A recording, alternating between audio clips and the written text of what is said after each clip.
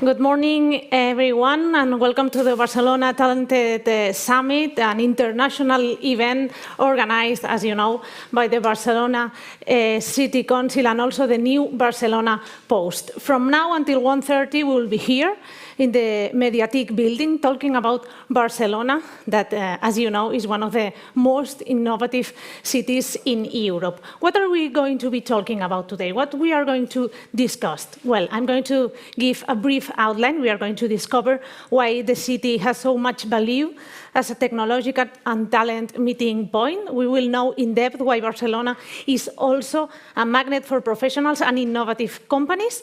And we will also be focused on the power of the city and its capabilities in the post-COVID era. By the way, you have to know that you can also follow us by streaming through our website.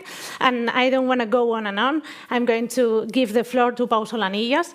He is the City Promotion Commissioner. And go ahead, Pau.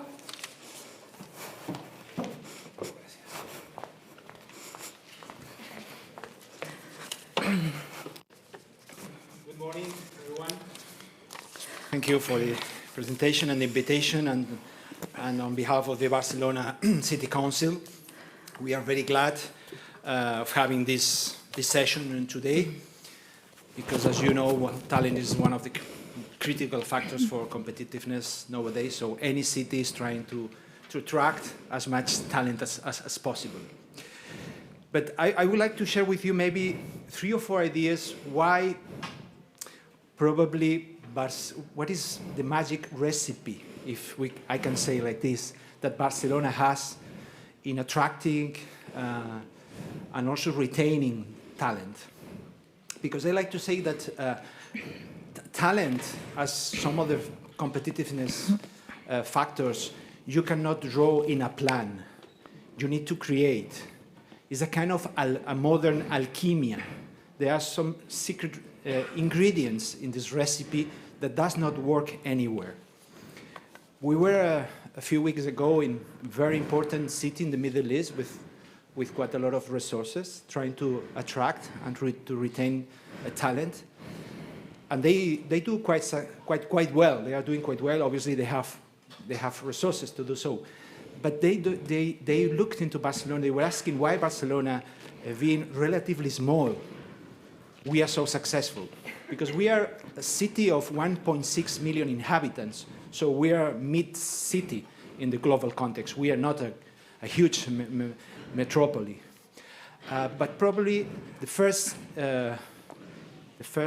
characteristic of this first ingredient is that we are a truly open, diverse, and tolerant city. And probably this is one of the founding factors in order to attracting talent in nowadays world. So Barcelona has almost 23% of foreigners, or people that have foreign passports.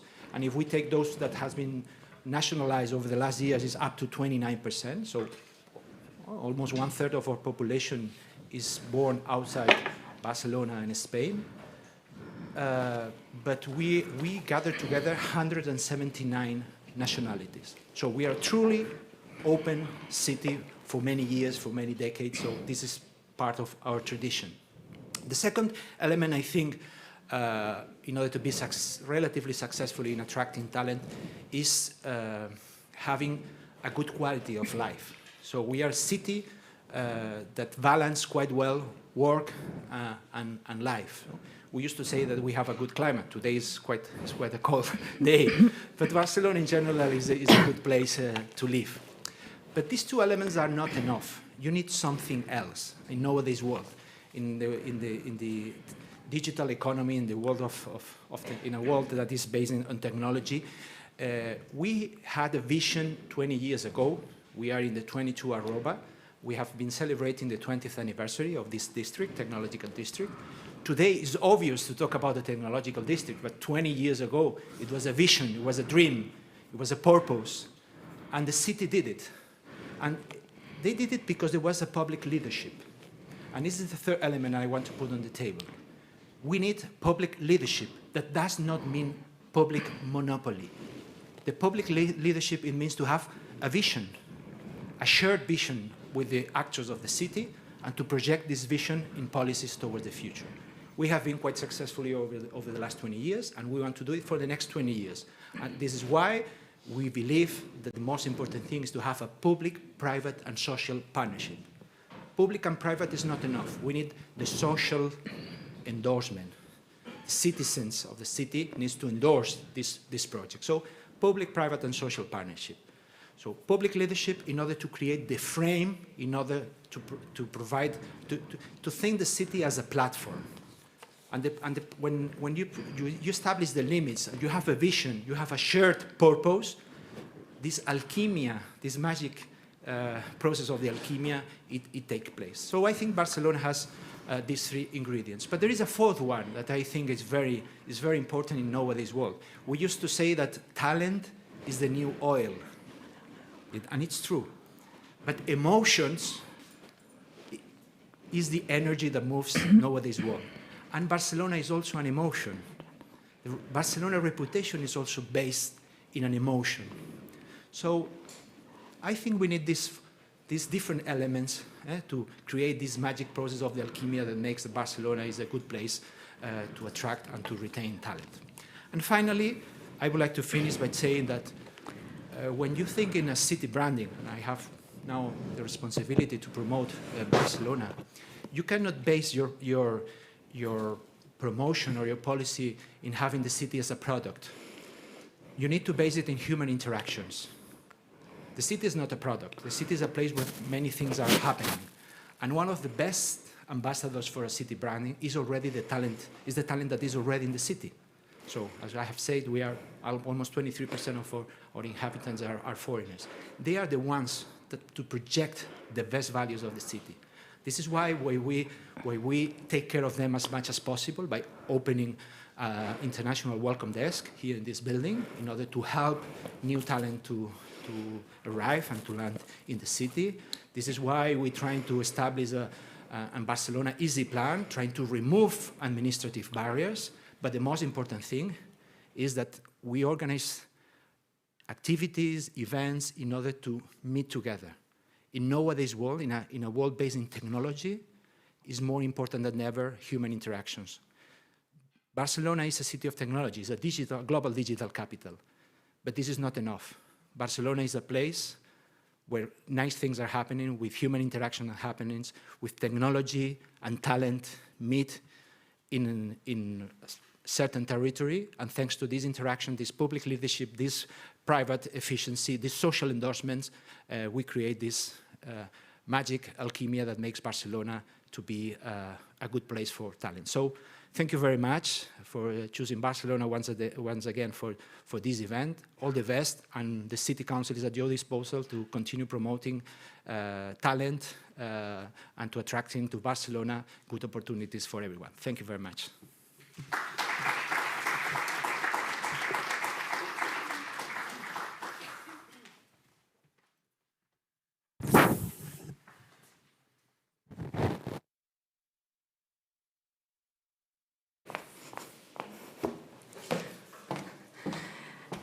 Thank you very much, Mr. Solanilla. Let's get into the matter now with the first talk of the day with Gisem Baikal. She's the senior manager of Michael Page, one of the most important talent recruitment companies. She has a great experience in this matter, so she's going to tell us about the hiring trends in Barcelona in the post-COVID era. She's going to talk about the type of talents companies are looking for, the most required positions, and the new skills needed after COVID. So I leave you with her. I hope you enjoyed.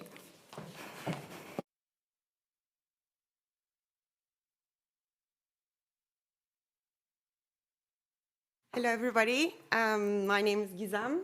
I'm from Turkey. I'm also a part of international community in Barcelona. I've been here for the last 5 years. Before that, I was in an Istanbul office of Page Group. So I've been in Page Group actually for the last 9 years, doing recruitment, giving recruitment consultants to other companies. And after 4 years in Istanbul, they asked me to come to Barcelona to build the international team here. And for the last 5 years, I'm managing a team of 6-7 people, all international consultants, giving international companies, supporting them to find talent for them. I'm responsible from all kinds of positions. That's why I'm a bit generalist, let's say, to give you a bit more generalist information here today.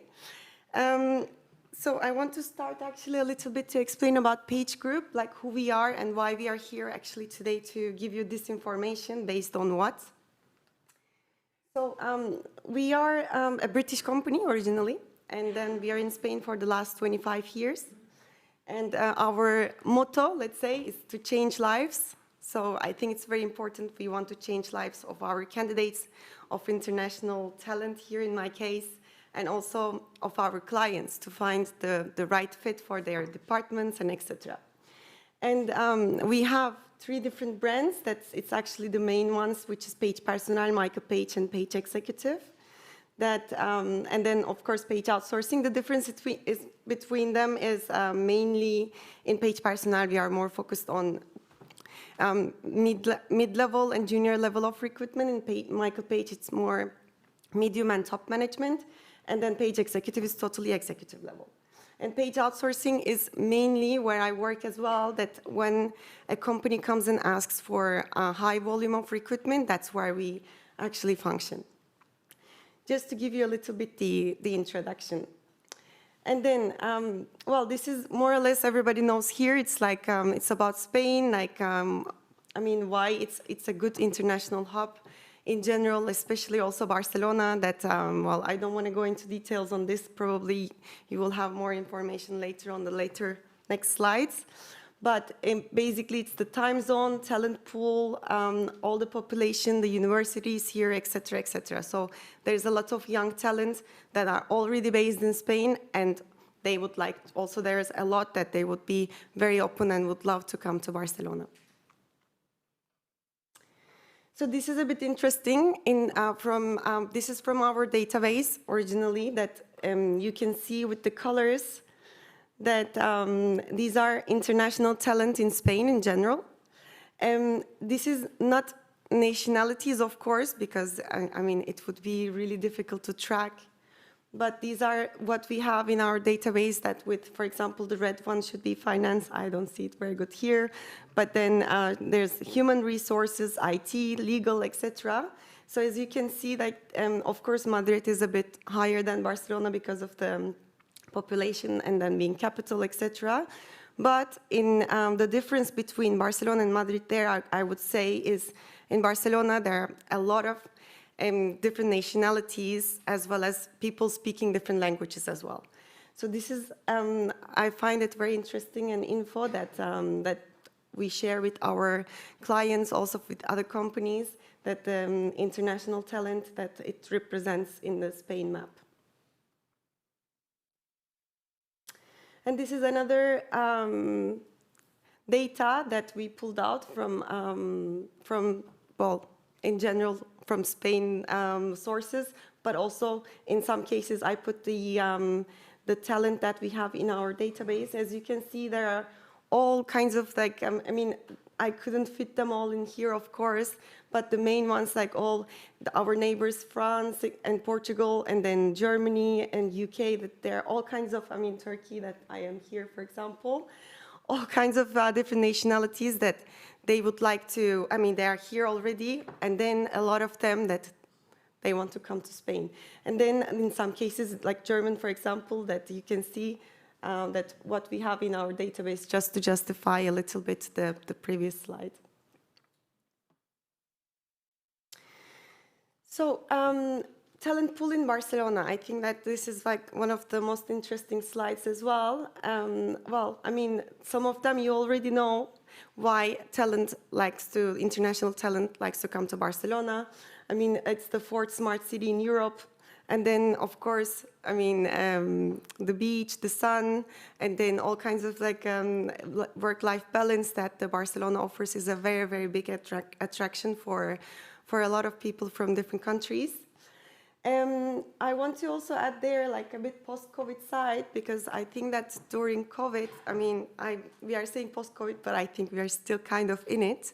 So after the first impact of COVID, let's say, that we lost kind of a lot of talent that at the beginning, because of the restrictions, of course, it's normal, that they didn't move to Barcelona. So we didn't have this impact from our recruitment processes, let's say, from our side that we are kind of hands-on with all the international talent in Barcelona. We didn't have this impact, of course, right after, but now we are seeing that the talent pool that we have in Spain is not the same that was like 2 years ago, 3 years ago, which is quite normal because we lost the constant source that's coming to Barcelona because of the travel restrictions. People were reluctant to move, etc., etc. So what happened is that, I mean, the candidates that are already here, they stayed, yes, but then we didn't have that abundance, the high volume of talent that we used to have in the past, like 2-3 years ago.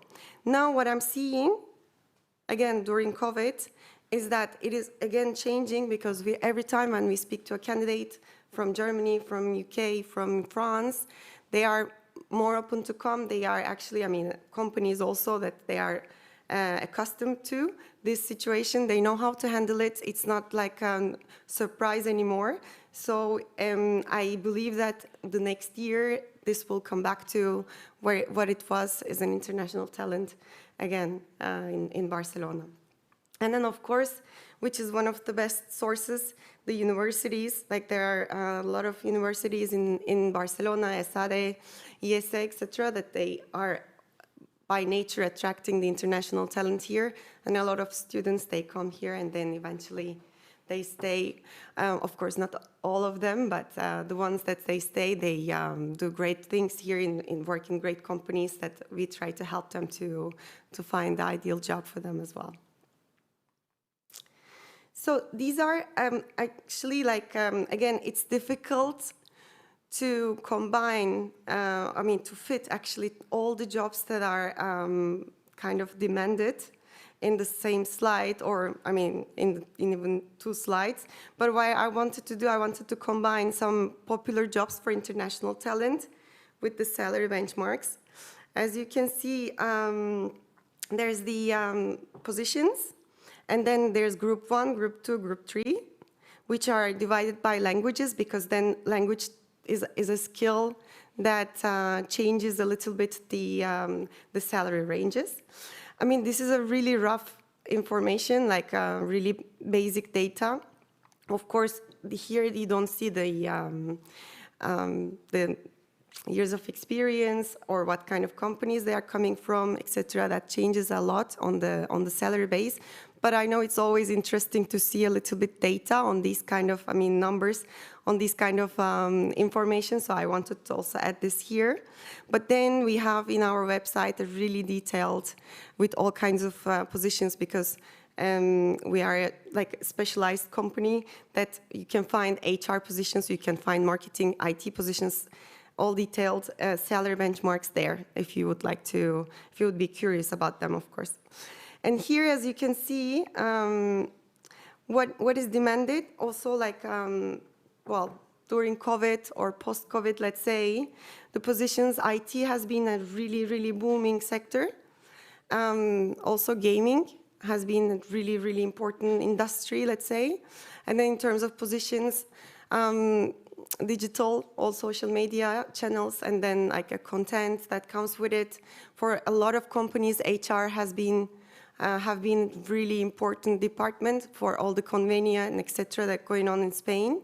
So payroll, HR, that has been really top positions that we are working on. And then also, of course, like all the RPAs, like robotic process optimizations and etc. that kind of roles. Has been like a finance transformations, all kinds of change management, etc. These roles have been quite popular, demanded. Let's say they were already valuable, but the focus were on them after or during COVID times. And then the compensation structure also, like, because I want to give like the whole salary package that what companies offer is in Spain, which is, I think great. It's not like this in other countries that much.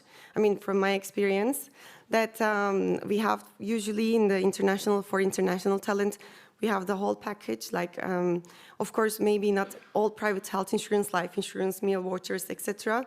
But most of them are quite common that are offered to the candidates by the companies.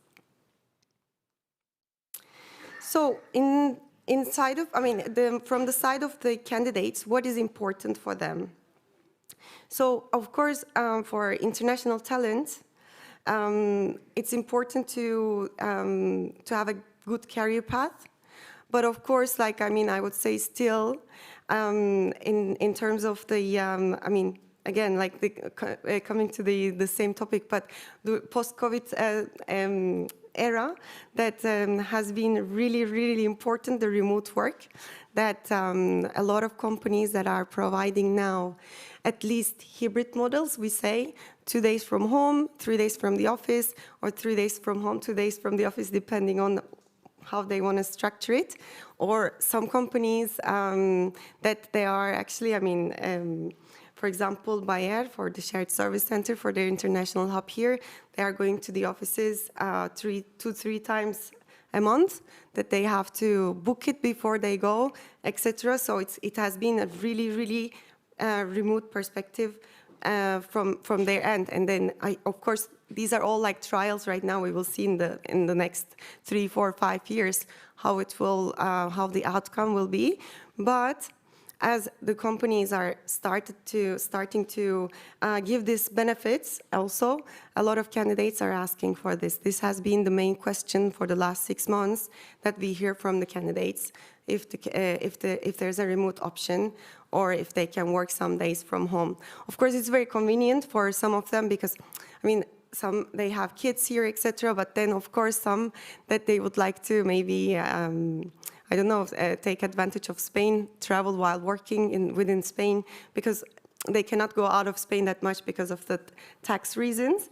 But in general, it has been quite a popular demand from the candidates. And of course, the commute is quite important. And Barcelona is not a really large city, that it's an advantage actually that from one place to another you can go by bike, you can use public transportation is really available for everywhere. So it's quite important for them to commute easy. And then of course, some other career path, and then of course some benefits, etc. But the main other thing is the salary. So I want to add one thing there. What happened with the salaries a little bit after COVID is, as I mentioned, the talent has been a little bit lacking because of the restrictions that the mainstream that is coming in has stopped for a while. We had to turn to the candidates that are already here mainly. So what happened when this happened, that one candidate started to have maybe 2-3 job offers. That is already, because I'm talking about international talent, a bit specific in Barcelona.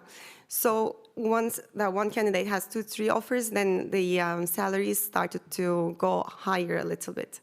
If I go back to the previous slide, actually, that I should have mentioned then, the salaries from, let's say, last year's to this year, there's a slight raise there, I would say. Just also, I think it's important. So it's getting a little bit dynamic on that side.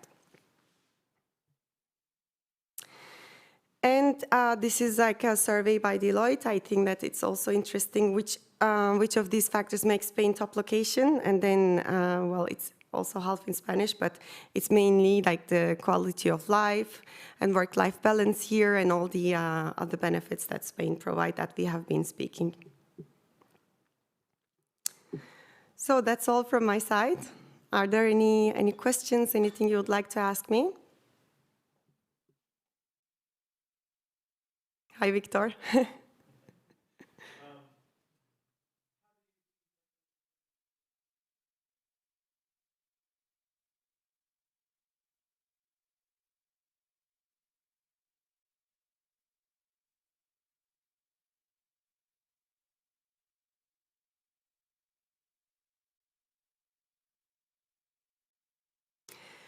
I mean, Barcelona, in Europe, let's say, in Europe there's like maybe in the, let's say, Western Europe, there's 2-3 countries that they have competitive salaries from the employer perspective, let's say. So lower salaries in Portugal, in Poland, and Barcelona in Spain. So, I mean, to compete with the salaries over there, and then, I mean, to France, to Germany, etc., you're right, it's quite low. But then what we do mainly is that, I mean, there are other things that Spain and Barcelona provide, such as, I mean, as I said, work-life balance, lower taxes. I don't know if you ever heard, like, probably, you know, it's like Beckham law, for example. That's quite important that it fixes the tax rate, income tax rate to 24%. And then let's say on top there's like 5-6% the social security, which can be your salary, for example, 150,000 euros, and then your tax rate would be 30%. This, you don't have it in Germany. Germany, you would be receiving 50% or 45% tax rate that you will lose half of your salary. Also in France, also it's quite high. And then another aspect is cost of living, right? That in France, in Paris, in London, the cost of living is quite high. I mean, here in Barcelona, when you go out to a restaurant, the food is great. You have really, really nice, good quality food with a good wine, and then you pay maybe half of the price that you would pay in other countries that you mentioned. I mean, I don't know if it was what you asked, more or less, but I mean, that's how we attract talent, actually, that, of course, maybe we call 10 people, if they would like to come, maybe 2-3 of them say yes. Of course, not everybody's like, okay, I don't care about salary or I don't care about the income. For me, the most important thing is the quality of life and work-life balance, and I want to enjoy the Spain life, which is a really good emotion, by the way. Like, I totally agree on that. But a lot of people actually do come here from Switzerland, from Singapore, from all around the world that I experienced for the last 5 years. Any other questions?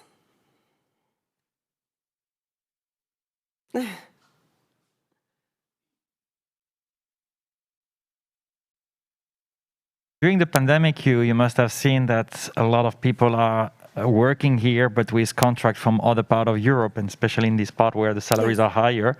Do you see this trend increase, that even after the pandemic, if one day we get out of this, if you see people having a contract in France or in the UK or maybe in Germany and still living part of the year here?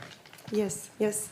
It's really, really popular. I mean, even some of my friends that they are doing this, they're taking advantage of Spain while being contracted in other countries.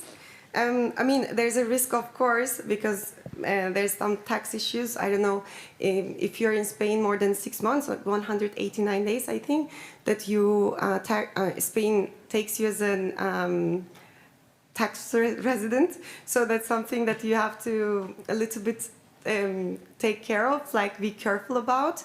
But then that's really, really popular because, I mean, a lot of people, of course, why not take advantage of Spain's sun and Spain, like what Spain can offer, meanwhile working for other contracts that's higher salaries. But yeah, it's quite common here. I'm experiencing. They go back and forth a lot to balance a little bit being there and here. Hi, I'm Susana Luna. I want to ask you, I saw that you focus a lot in European people that come here to work, but I want to know your experience with Latin Americans and if the companies are open also to that talent. Sure, of course, of course. I put mainly Europe because most of the candidates that we work with, that as they are close by, it's from Europe, but you're right. So Latin America, I mean, in terms of many positions, that what differentiates the candidates that I work, the positions that I work, etc., is language skills. So what happens is that we have positions for French market, so we are hiring people who speaks French, we are hiring people who speaks German, etc. In your case, I mean, in Latin America, mainly they are speaking, of course, I mean, Portuguese, Brazil is also a really valuable language, and Spanish also, but it doesn't create a really, really big difference than people who are actually here. This doesn't mean that it's an obstacle or it's something that's a stopper or etc. If you are applying to any position that is, actually it's sometimes an advantage, not in the international world, let's say, but in the local markets, local positions, you have the advantage because many people who speak French, they don't speak Spanish. So in that case, if you have I will come to that, the work permit, because that's something, it can be a stopper because of the time that it lasts to obtain it, because it can take 3-4 months sometimes. I know it from myself, but also I know it from myself. It's not impossible that you can actually get it. I mean, if you have it, then it's perfect. And any job that, depending on your background, that you can apply and you can get the job for sure.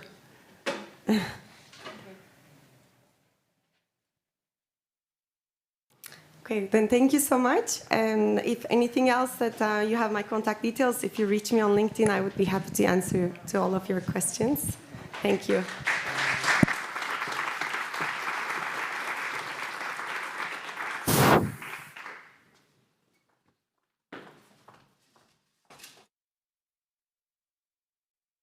Very much, Isen, for your X-ray of the recruitment market. Let's move on to the next talk of the day.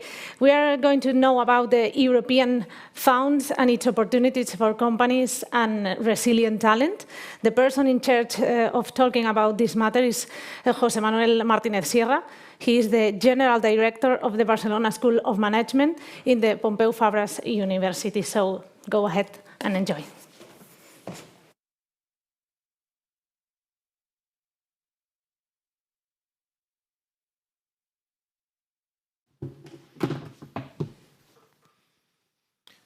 Bon dia a tothom. Buenos dias. Morning, everybody. I'm actually part of the talent that is supposed to was willing to come to Barcelona. I've been for the last 10 years. Before I arrived this year to Barcelona, I've been for the last 10 years in Boston, Massachusetts, and actually in Cambridge at Harvard University. And it was Alexander Hughes and not Michael Page, the one that brought me here. So there are a lot of people going around. Michael Page is a great staff. My previous job, actually, it was Michael Page, the one that got that job. So, and this is something important I want to mention. I think I gained some time because our colleague was faster than expected. So I will give general broad outline of what actually is the next generation, to put it in context, and not to forget about other funding that you can benefit from Barcelona as a Catalan city in the context, of course, of the right now the possibilities that come from the Generalitat de Catalunya, come from also from the central government in Spain, and come directly from Brussels. So let's say connecting regionally, connecting also at the European scale. Why the next generation? Basically because of the challenge that came from this really sad map that the COVID-19 led around the world. We heard a lot about those bad news, and as you say in the title of we have walkie-talkie going on. So we heard a lot of this bad news, we all know, so let's try to go into the better news.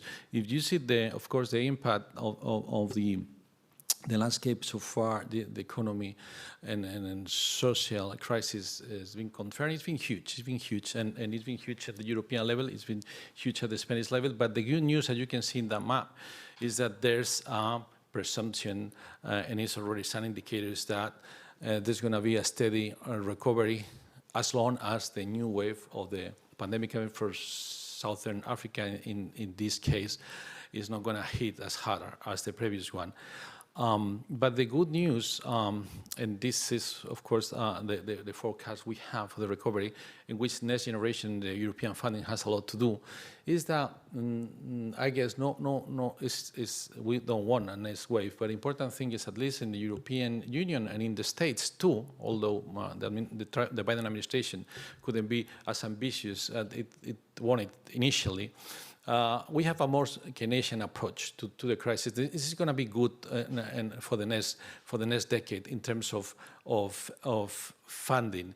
So basically, there were three kind of measures the European Union, and you can benefit in different realm of knowledge from public or private or PPPs, public-private collaboration in the funding. Ones have to do with the recovery in the health dimension. The second one is more the traditional economic window of opportunities of the European Union. So we can say the traditional policies the European Union had, but they've been customized in the after-crisis mode.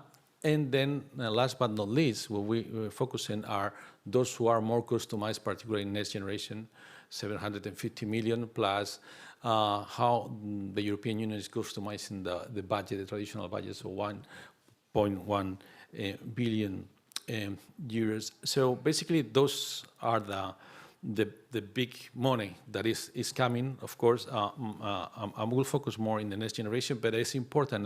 That's what I wanted to emphasize, is this that those who are in administration, those who are in the private sectors, no matter which axis of the knowledge triangle you work in, this will be training, education, it might be research, it might be knowledge transfer, it might be any sector in industry.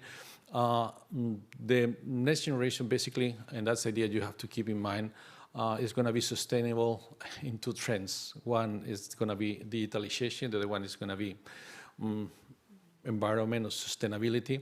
And those two trends are going to be around the 70% of the fresh money, and also the structural reforms in terms of legal, structural, institutional changes are going to be squared away with those two priorities.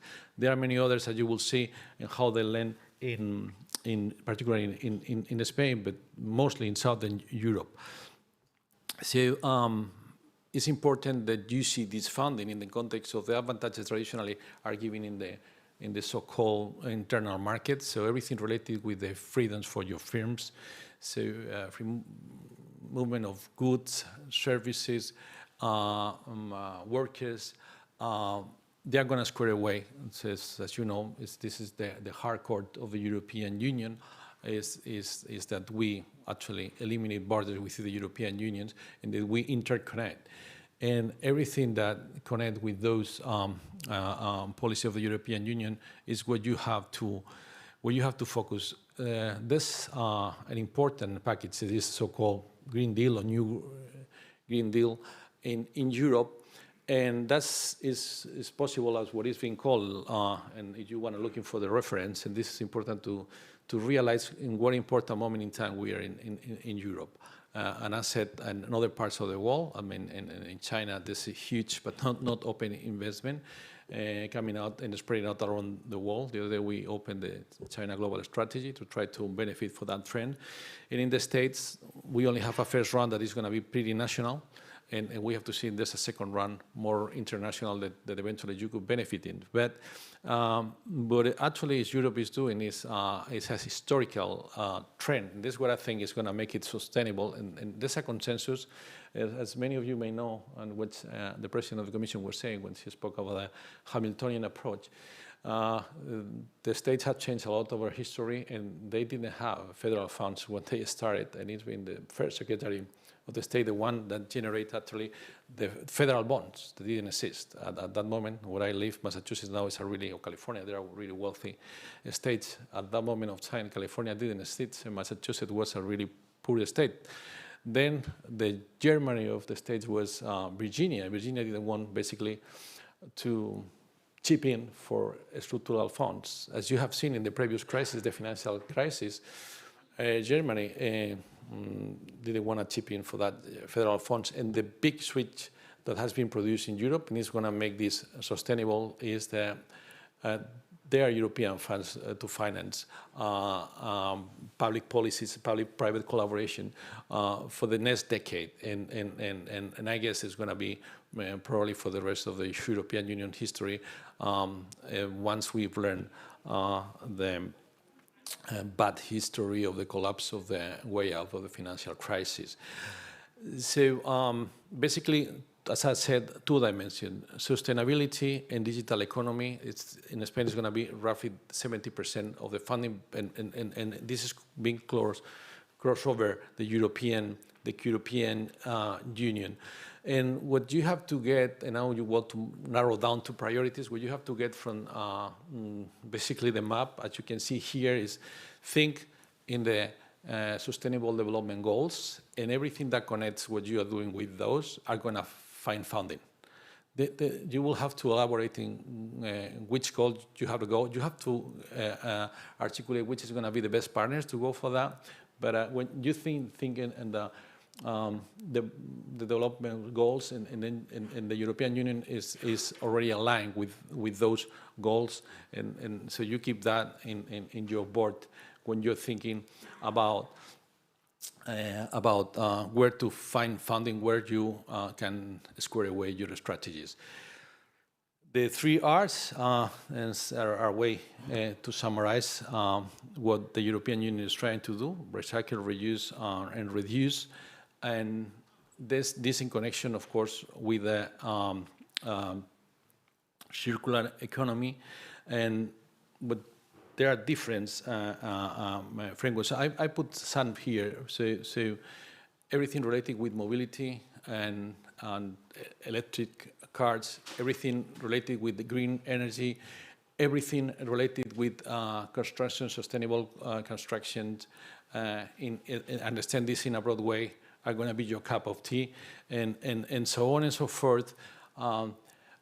With, as I said, with anything that is going to connect your projects or your interests with the goals. This is only few of the chapters that the European Union and different member states are developing.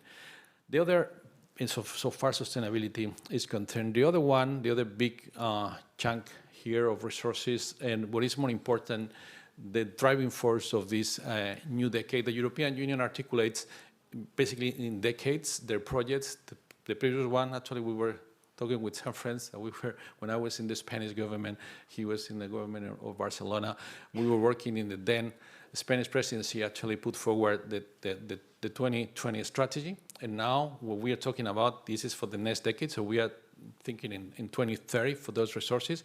So if you analyze here, there's going to be a huge investment and a huge transformation, the most important thing we do have in Europe and we do have all over the world, which is the human beings, besides nature, because without nature, the human beings are not going to be dealing too well with each other. So one important thing in this 80% is really important is how we are going to develop skills in this front. And the European Union is really committed for that. Is a change of the economic model what the European Union is trying to promote, and it's squared away with mostly all the member states. And the other important thing that you have here is how this digitalization is going to impact in the transformation of public administrations. So there's going to be a huge effort. The other one that you have to focus is small and medium-sized firms. So in Catalonia, it's 95% of the firms in Catalonia are 10 or less employees. So those are the ones who don't have the means to make huge investment in digitalization.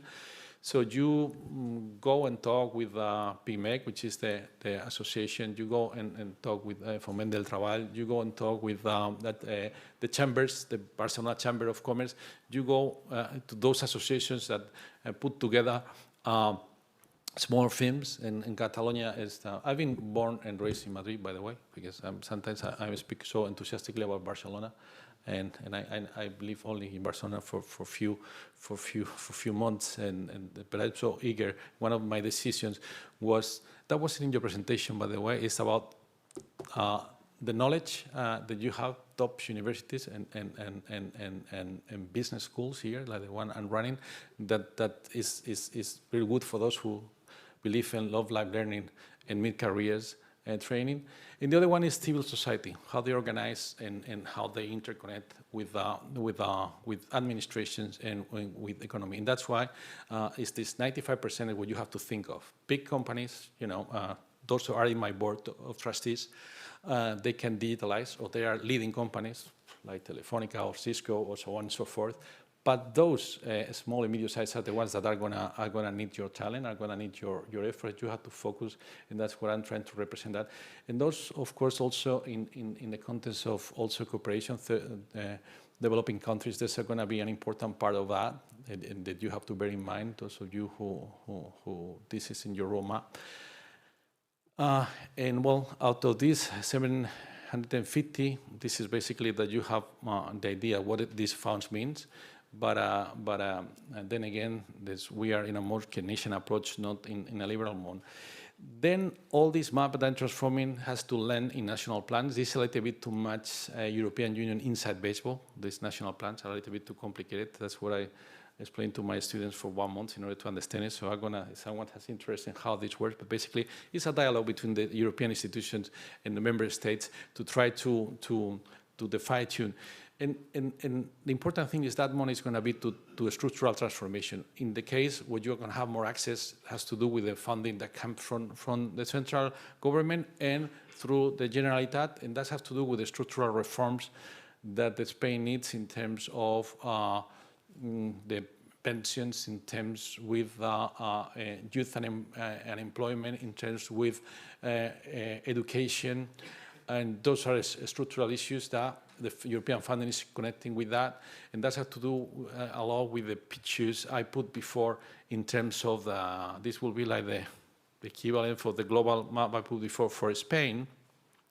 And this is a clear picture, so you want to take a picture of this one, because this is when the money is basically, these are the big groups, but probably you are already hearing in the radio, at least in the Catalan and Madrid radios, there's a commercial that is sponsored by the EU funds about cancer. Yeah, because I mean, or other issues that you say, but this has to do. Yeah, everything has. If they connect with sustainability, if they connect with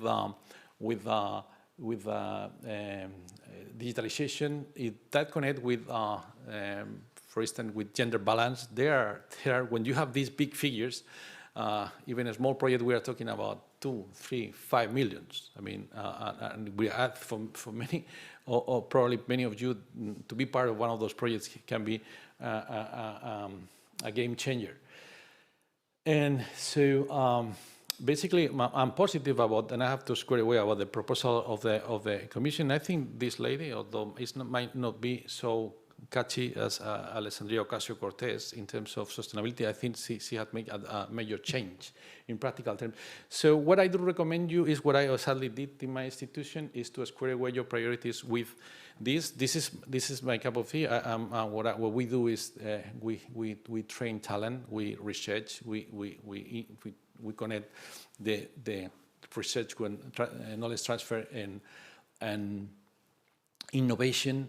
But what you have to do, and this is the project that we've done, we are working, and the second thing you have to do is look for partners. Those are our partners in these projects. Look for partners that are going to make you connect your project with what the European Union wants, and is that you connect with the territory and that you make the private-public collaboration works, so that this get to the territories, that those funds and the transformation get to citizens. And as I said, I'm happy to continue the conversation via LinkedIn or whatsoever with that. And thank you for your attention.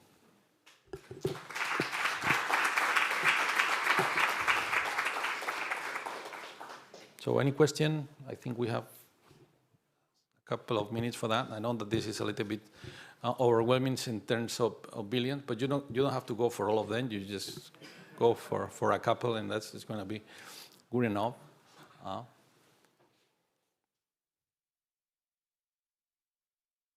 Nobody wants money from the European Union. Good, because I do want, and so I'm less competent. So yeah, the recommendation is just don't be. This is just to give you a map, and if we will have more time, we will build a case. And there are some courses the United is offering, and other institutions are offering that you can kind of narrow down. But I'm happy to follow the conversation if you need advice for you personally or for your institution. We go ahead. Thank you so much.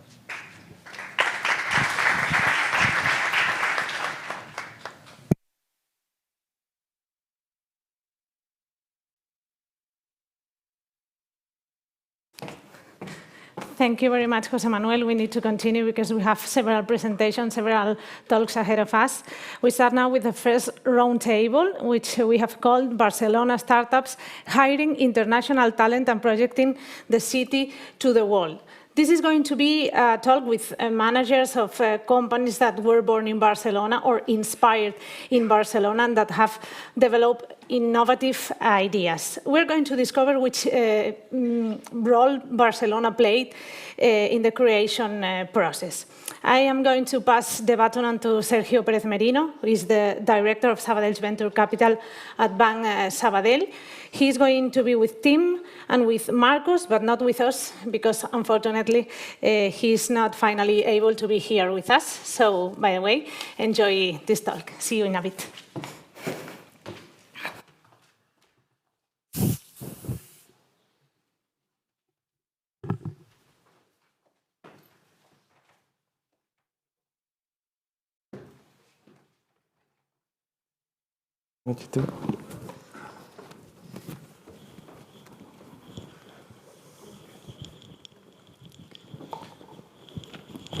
So good morning, everyone, and thank you for being here with us today. We are going to talk with two startups that they born in Barcelona, and both of them, they have the same idea. I mean, they want to develop their vision, they want to change their market, but to do that, they need to recruit people and to have talent. So the first things that I would like to ask to them is how difficult it is to attract talent in Barcelona. So first of all, I would like to introduce Tim from Diego and Marcos Morena, Human Resources of Amenities. I'm sure that all the audience know your companies, but please, if you can introduce yourself and explain what your companies do. Hello everyone, thank you for the invitation. This topic speaks to me very much because moving to Barcelona to set up a company, to launch a company, is my own story and the story of my co-founders. We were a group of French guys living in Munich. We have been working for the big automotive industry. I was working for BMW. My co-founder was working for Audi. At that time, we were big automotive fans. Driving big cars, polluting, occupying public spaces. And one day in 2015, we tried an electric moped, electric motorbike, and this was for us a complete wow experience. Small vehicle, without noise, without pollution, without contamination, no problem of traffic jam. We say that's the perfect vehicle for dense cities. But Munich was not the perfect city to launch such a service, as you can imagine. And we checked the European map and decided to move to Barcelona, to quit our job and to choose this city to test our product or service. It was a good election because we started in 2016 with 3 bikes. We have now more than 3,000 bikes across 6 cities, 110 employees here in Barcelona. So I think it was a good decision for the service and for our business. Okay, thank you. Marco? It's funny because I work for Amenities, which also has 3 French co-founders who, while taking a look at the European landscape, actually decided that Barcelona was the best place to found the company, mainly because of the access to international talent, the startup ecosystem here, which is huge. And they were a little bit fed up with Paris as well, I guess. And it's also quite a compelling story for me because after 12 years working in Buenos Aires, I decided with my girlfriend to take the adventure of having an experience abroad. And we were looking at actually the whole world, and we could identify 3 cities that were very attractive for us, which were, I think, Sydney, California, and Barcelona.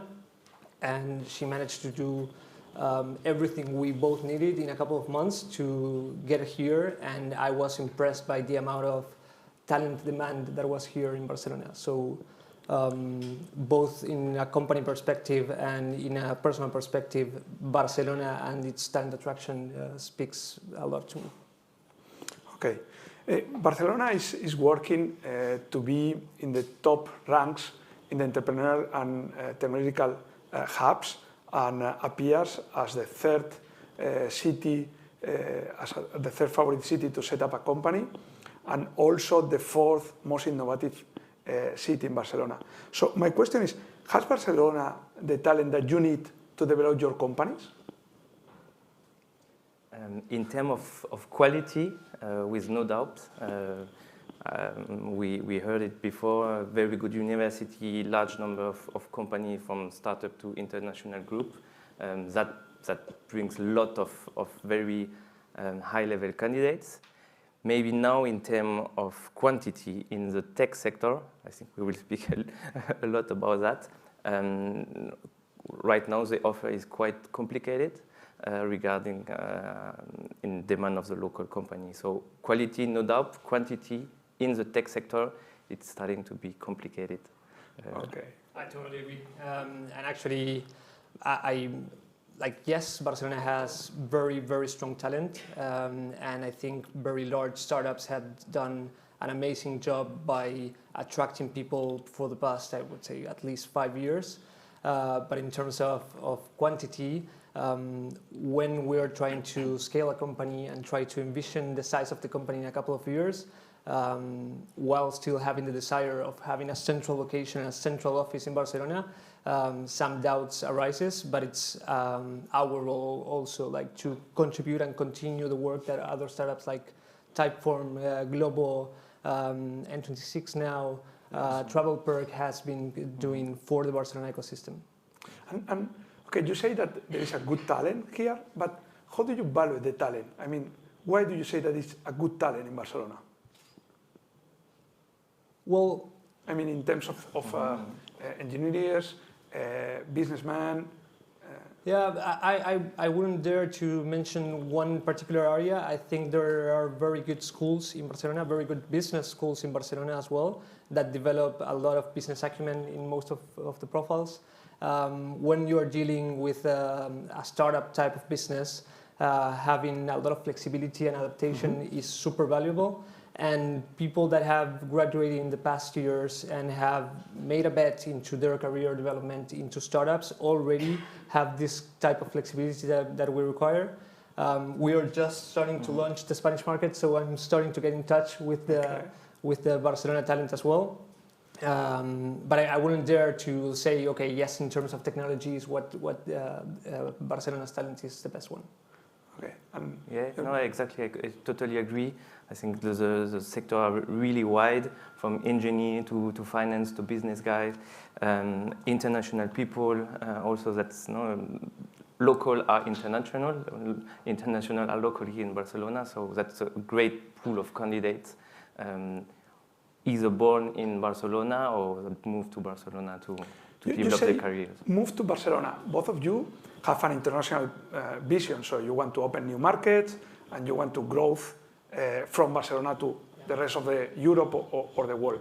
Okay, so how difficult is to attract people from other parts of the world to Barcelona, and what do they require to come here? Well, it attracted me. So, Okay, so in your case? In my case, it wasn't that difficult.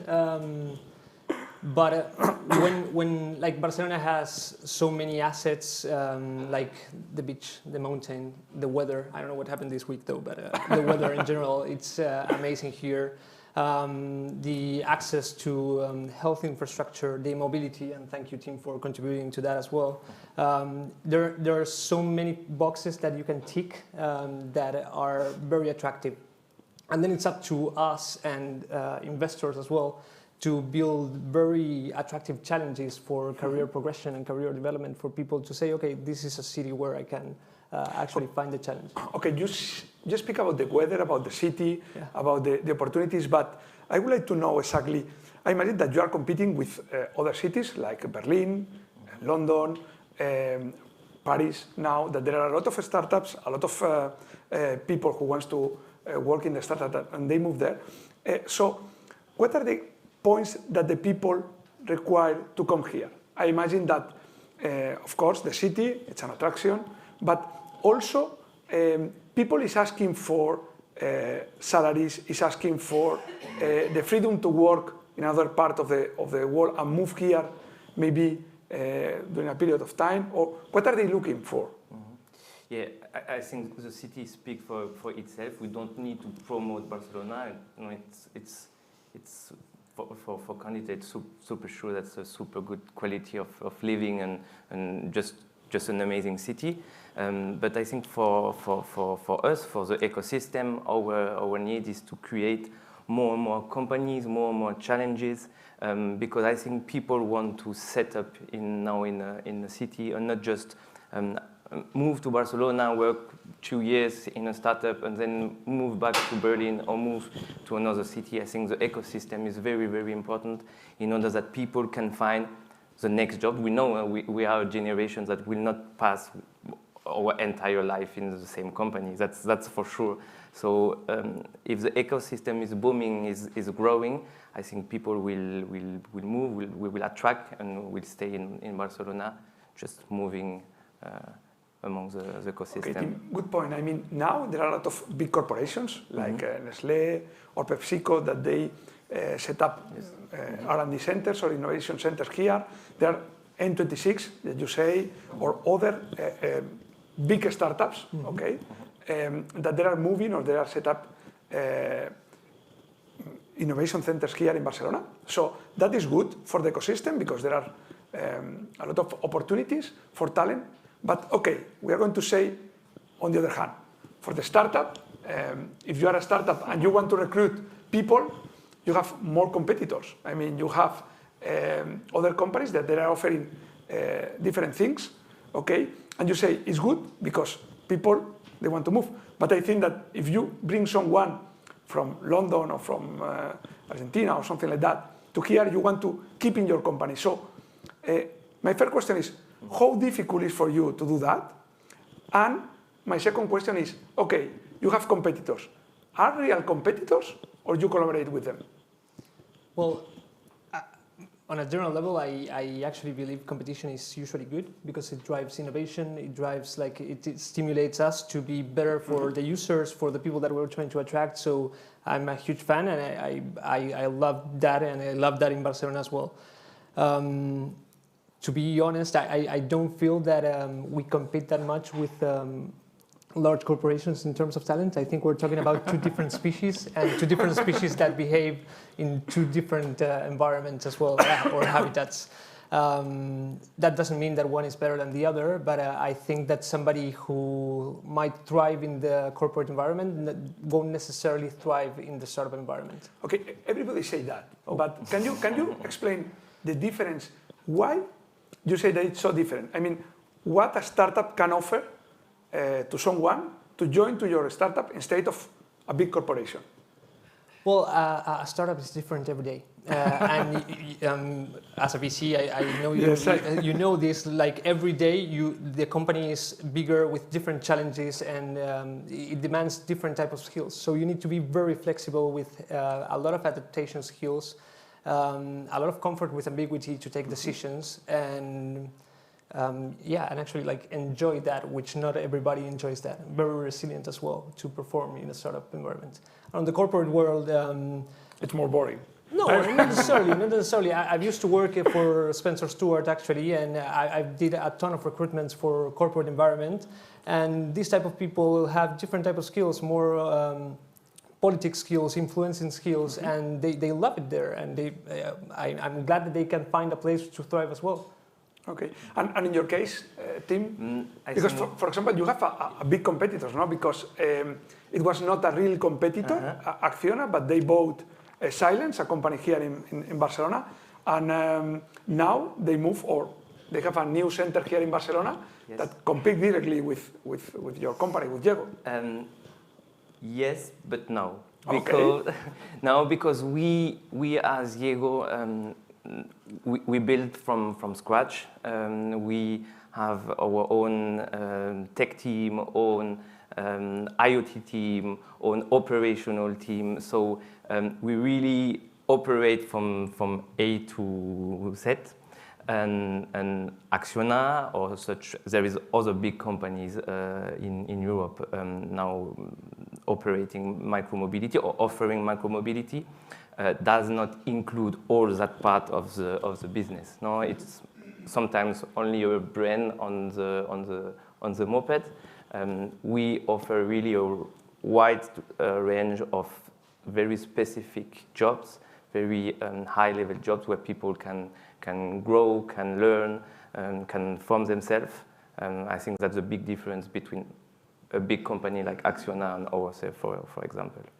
Okay, both of you say that in the startup you are growing, so you have opportunities inside the startup, and it's very difficult to attract talent to your company or to all the companies, or usually it's difficult to attract talent. So I would like to understand what is the balance between attract talent and take care of the talent that you already have in your company. What do you do, or what is the balance?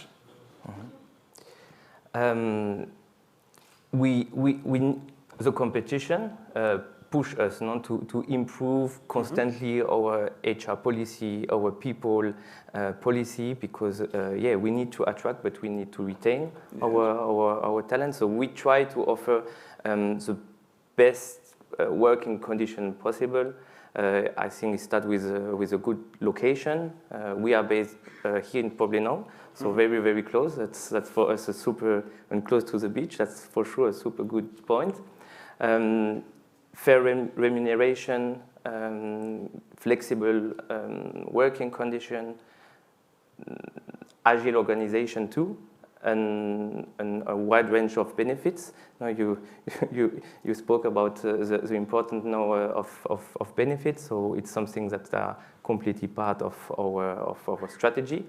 And Diego employees, we call them Jaegers, ride Diego for free. That's I think the best advantage possible.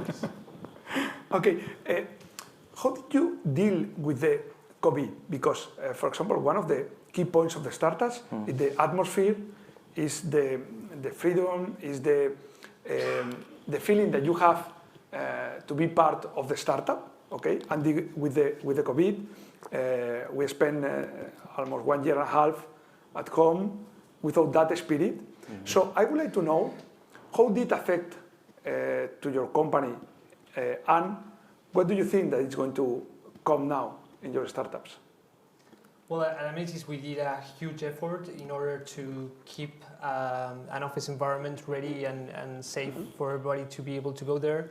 We attract a lot of entry-level positions and people that maybe came from France to do their first experience here. And when COVID appeared, they were stuck in a tiny, maybe dark apartment, which made them not feel good about what they were doing. And well, that was why we invested in a very big and central located office with plenty of life and a lot of people there to help kind of get the limbic resonance of working together, while trying to keep as safe as possible, of course. So yeah, it was super challenging. I have no doubt of that. And as people function, we had to develop new skills as well. But I'm glad to say that we managed to stick together and get our proper motivation to face the type of challenges we had during a scaling year as well. Okay. In your case? Yeah, with COVID, we learned to manage remote workers. I would say it was not so our politics, I would say, at Diego, because we have a very concrete product now. So we were used to have a lot of people coming every day at work. COVID pushed us to move on more remote organization, and it's something that worked very good and is now totally part of our work culture, and so split, I would say, but people are coming back to the office, but are also enjoying time to home. So yeah, I think it was for us a good push in that direction to be more open to remote work. And is it an opportunity for you to recruit people in another place? Because now with the remote work, it's possible to do that. I mean, what is your policy in that? It is a possibility. We are a fairly young company, 4 years, and we're still figuring a lot of stuff out and building a culture from scratch. And every people we bring to Amenities, we want them to contribute into that culture. And we find a lot of value for the company and for those people in order to get on board, ramp up, and get better at what they're doing by working together, by having a manager close to them. So we're not fans of remote, of course. Okay. We are very aware of what that allows to do, and we offer a bunch of days for people to go back home in France, or me going back home to Argentina and be with my family and stuff like that. But we are office dwellers, so like we are people that thrive in the office, and we enjoy that as well. Yeah, that's who we are. Okay, in your case? Yeah, we also like to have people at the office, because for the culture, and I think it's totally necessary. But we have one part of the team, a customer support team, that are totally remote. It's free choice; they can come to the office, but it's also for them possible to work completely at home. And since then, we have recruited a part of that team in Sevilla, for example, where we also have operations. So it depends on the teams, I would say. And now with this challenge of finding tech profile, maybe we will have also to change a bit our policy regarding those kind of profiles. Okay, you say that you have a hub in Sevilla, no? Or something like that. A garage, yeah. Okay, but a very fancy garage. Yeah, I'm sure of that. Yeah. Okay. So I would like to know what is your policy, because both of you say that it's difficult to recruit people, especially because there are a lot of companies and a lot of startups. So, do you have plans to have hubs in another part of the world or in Spain because of the lack of talent, or the difficulty to attract talent in Barcelona? We hope to be able to stick in Barcelona as much as we can.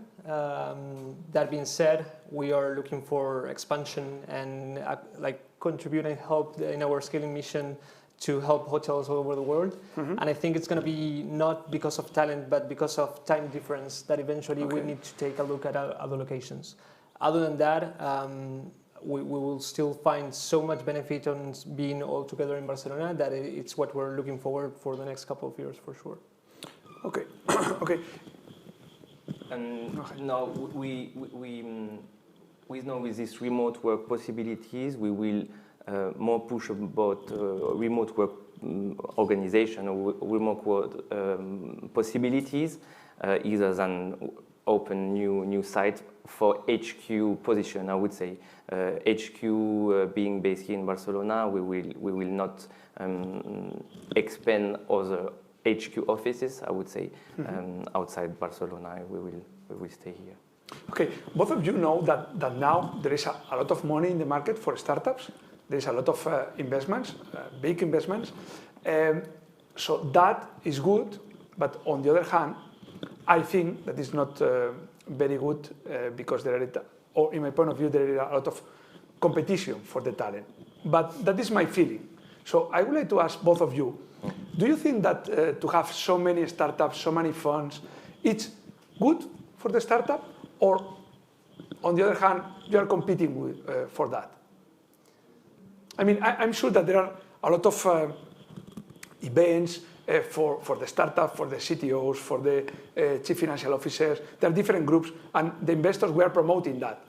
But sometimes I listen, okay, I would like to go there, but maybe it's dangerous because they can pick some of my key employees. So what is your point of view about that?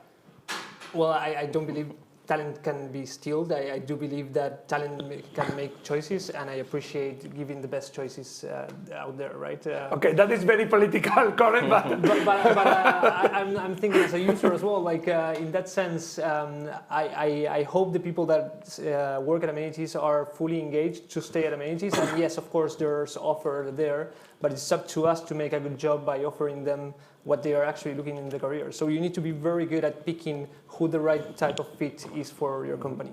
And I also feel, I agree with you, VC money now, it's contributing a lot into the talent war or whatsoever. But that being said, it's also a bit of Darwinism, and with the funnel being bigger now, and in a couple of years, all of that talent will be finding the right place for them to be more aligned with their own mission. So in that sense, I think it's actually a benefit. Yeah, exactly. The mission, I would say, purpose, vision, mission, it's what makes people work and stay in a company. And we at Diego have a really nice mission, I would say, that we provide a good solution for our current cities and for the future. So the mission of the company helps us, of course, to maintain people, to retain people.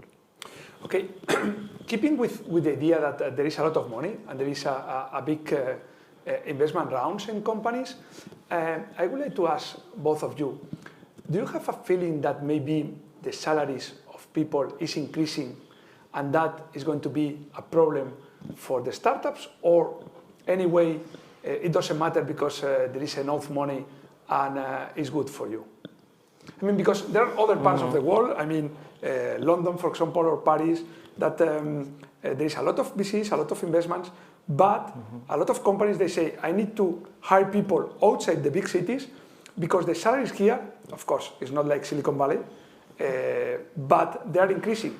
Why? Because it's like a ball. I mean, there are more big rounds in the companies, so there are more money, they pay more. So to acquire the same talent, you have to pay more. Yes, that's for sure. Do you have that feeling that now is happening? It's more than a feeling. Yes, it's more than a feeling. Okay, so you have figures. Yeah.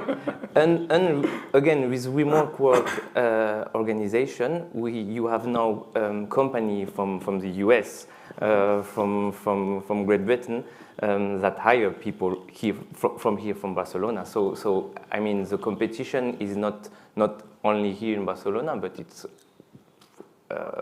it's worldwide. We can say on some profiles that can really work 100% remote. The competition now is coming from everywhere. So it will be a challenge. That's for sure. So which profiles are you thinking? IT profiles, maybe? Yeah, IT profiles. Yeah, that's for sure. No, because they have this possibility to work 100% remote. So yeah, the tech sector is tense, I would say. Okay. No, I totally agree. And there's also a gap that I've noticed in Barcelona, that it's in terms of on talent, right? On middle management. And I do think that for the last couple of years, a lot of entry-level people have done their first steps. And I also feel that the big startups have done an amazing contribution into getting like very senior people from abroad into Barcelona. But it's tough to build the middle management in a very operational company where we rely a lot on people. Finding those type of profiles and actually understanding how to properly compensate them, that is a challenge. Okay. So keeping with that, I mean, I imagine that both of you are always open to recruit people because you are growing. So you are always looking for new skills. So I would like to ask you, where do you go to look for that skills? I mean, I imagine that you say, both of you, that IT, technical people, it's very difficult to identify. So do you have some kind of agreements with universities or other centers here in Barcelona to develop the skills that you need? Because sometimes the entrepreneurs, they say that, okay, I'm looking for someone, but there are good opportunities in the university, but not exactly what we need. I mean, they are teaching, for example, programming, but not exactly what they are looking for. So do you have some kind of agreement with any organization here in Barcelona to help you to hire people? I'm afraid my answer is no. We do work a lot with, as I mentioned, entry-level people and interns who come from very good universities and have a drive to actually have an impact and not be a number in a large corporation maybe. But it's because of how our product is structured, we can rely on a lot of junior developers yet. We are building a proper structure in order to be able to groom them and develop them as fast as the company is growing. Okay. We just signed a partnership with a university called Epitech. It's a French company that have a campus here in Barcelona, and it was a bit hazard. Some of their students made internship at Diego State and are now leaders of our tech team. And through them, we connected again with Epitech, and we have now interns on a regular basis that are coming to Diego to work on tech projects. So that's the first partnership I would say we have with a school or university. Okay, so looking for the future, I mean, I would like to know what are your plans for the future and how many positions do you expect to open, for example, in 2022, and what are the positions that you think that they are going to be more difficult to fulfill? Yes, for sure. We are expanding, and we have big ambition for 2022 in Spain, but also in France, where we have still a lot of city to operate. So the HQ position will grow. The HQ team will grow quite rapidly, and again, sorry, it's a bit repetitive, but the tech team will be the team that need to grow in order to provide the company the growth and the speediness that other department needs. So that for sure we will still grow in 2022.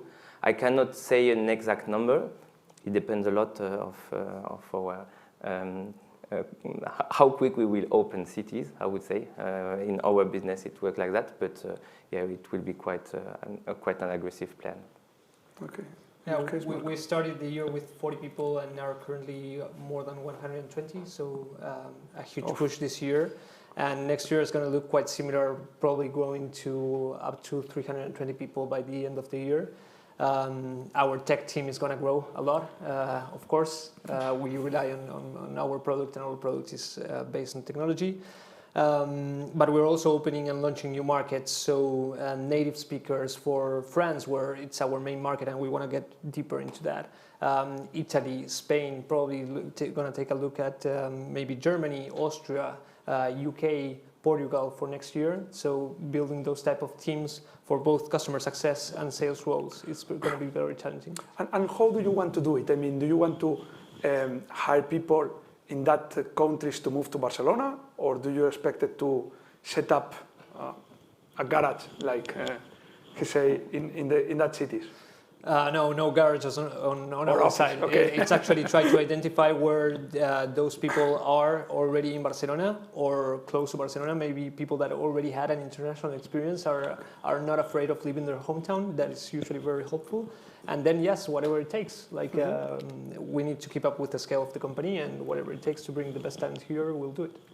Okay, so to conclude, I would like to ask you what Barcelona can do for your startup, for your companies, to help you to attract talent and to, of course, growth as a company and growth as a city. Because if we have big companies or startups that they started like you here in Barcelona and they are growing, it's good for the city and for all of us. First of all, bring back Messi, I would say. Yes. I think it's the responsibility of the whole ecosystem that we don't stay stuck. We keep pushing, we keep growing, we keep collaborating, and in order to make Barcelona a really big tech or entrepreneur or business center in Europe, in the world, and this will attract organically new talent, it will emerge new talent, it will form new talent. So I think the ecosystem, city, private, association, organization, we have all our paper to work on. Okay. Yeah, I agree. Like, keep on pushing on positioning Barcelona as a brand as well. I've loved the alchemy mentioned at the beginning of the event. Working on that. In terms of administrative stuff and processes, I'm super happy with the news on the new desk. I think it's going to be super powerful in order to make our people's lives easier and continue working with that type of user centricity and understanding the pain points the people that arrive to Barcelona go through to find solutions that might be more clear and effective for them in order to feel comfortable on their first experience they have here. Yeah, okay. That would be what I would say. So, thank you both of you. Now we have 5 minutes that maybe the audience can make some questions to both of you or me, of course. So I think that all of us will want the coffee. Okay. One second.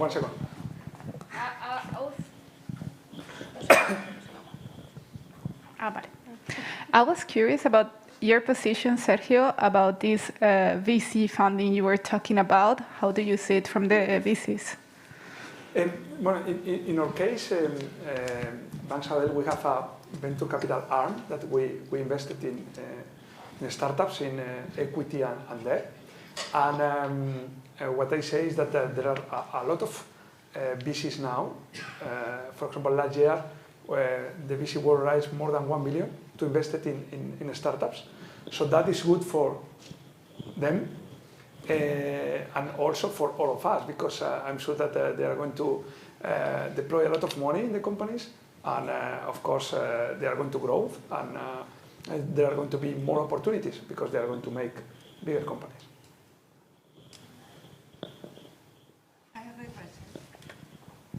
Hi, good morning, both. I'm Natalia Tos from Cushman & Wakefield, and I have a question for both of you, which is which are going to be the main key factors when you decide to relocate your offices?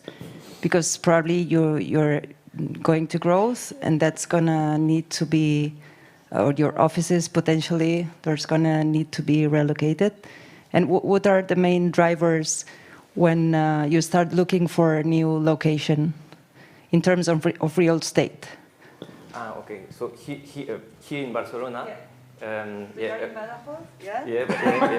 amenities, Marcos. In Barcelona, we have a big list of expectative because we are a startup, but we are a quite industrial startup, so we need a lot of electricity power. We need a Vado. We have to speak a lot with the city council to get Vados. So we need a big surface where we can mix the operational part and the office part. That's really part of our DNA. We don't split marketing, finance in a fancy office, and operation and mechanic in una nave. We love to mix both worlds because it's part of our company, our culture. So yeah, we need big space where we can have the tech team working with finance and marketing and mechanics working at the same time. That's part of the ambience. But in terms of real estate, it's not so easy to find, and so we are constantly looking for something. Right. Well, we're a little bit easier than that, I would say. we're competing with remote opportunities for sure. So we need an office that people, when they open the door, they say, I made a good choice at coming here today in the morning. So that's very hard to describe, I would say, or like to assess. But we are attracting a lot of international talent that maybe choose to live very close to the city center. So we want to locate ourselves in a very central place to make it easier for people to access the office.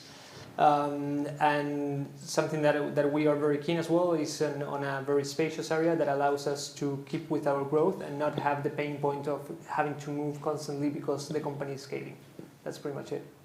And I'm sure that they don't say, but both of them, they ask it next to the beach with a big terrace to attract talent to the startups. And the last question, what's the impact of the sustainability on your proposal of value of your company? Are you concerned about the sustainability aspects in the office? Yes, for us, for sure. We just recruited a responsible for that part of the company. We were by nature sustainable, I would say, providing such a service, but we want to push it further because it's also a matter to attract, to retain, and to have a very strong company culture at the office. So it's something we are right now working on and pushing quite heavily. Yeah, I totally agree. It's part of what's in the hearts of the people that work at Amenities. So as much help as we can get in to make sure that we honor that for them, we would highly appreciate that. And we also have that position open next year's budget, so really looking forward to see how that role can contribute into how we develop. Thanks, Bob. Okay, thank you. Thank you. Thank you. Thank you. Thank you. Thank you.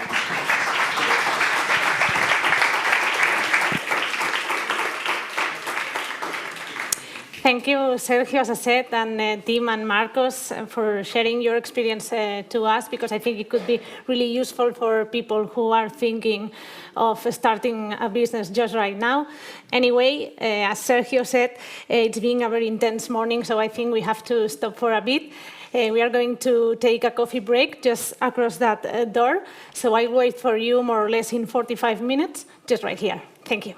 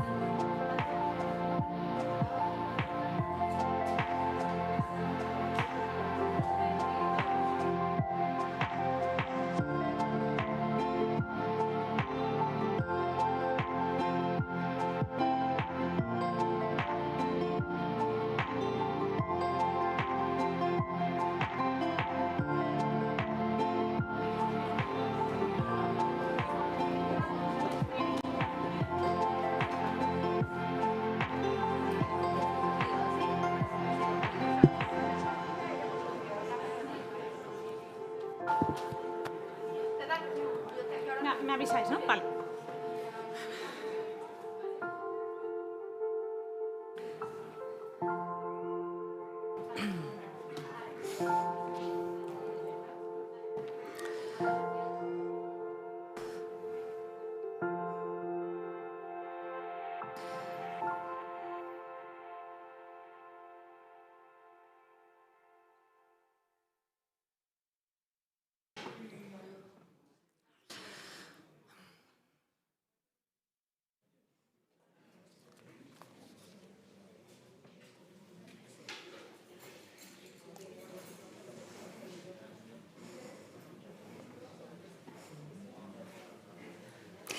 Welcome again to the Barcelona Talent-ed Summit. Let's continue with this panel. Remember that you can also follow us through streaming in our website. Let's turn to the next talk right now. We are going to discover a new support service for international people who wants to come to Barcelona to live, to work. The service is the Barcelona International Desk. They ease people's arrival and establishment in the city. I leave you now with the people who's going to lead this panel. She's Mónica Madrigal, the head of Business Landing Service in Barcelona Activa. Mónica, welcome. Thank you for being here with us.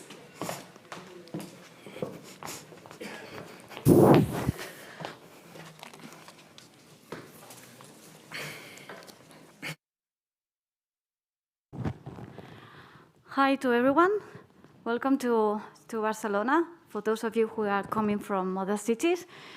I'm head of the Business Landing Service in Barcelona Activa. Barcelona Activa is the economic promotion agency of the City Council, and the Business Landing Service is a municipal service for supporting international companies who want to establish themselves in the city.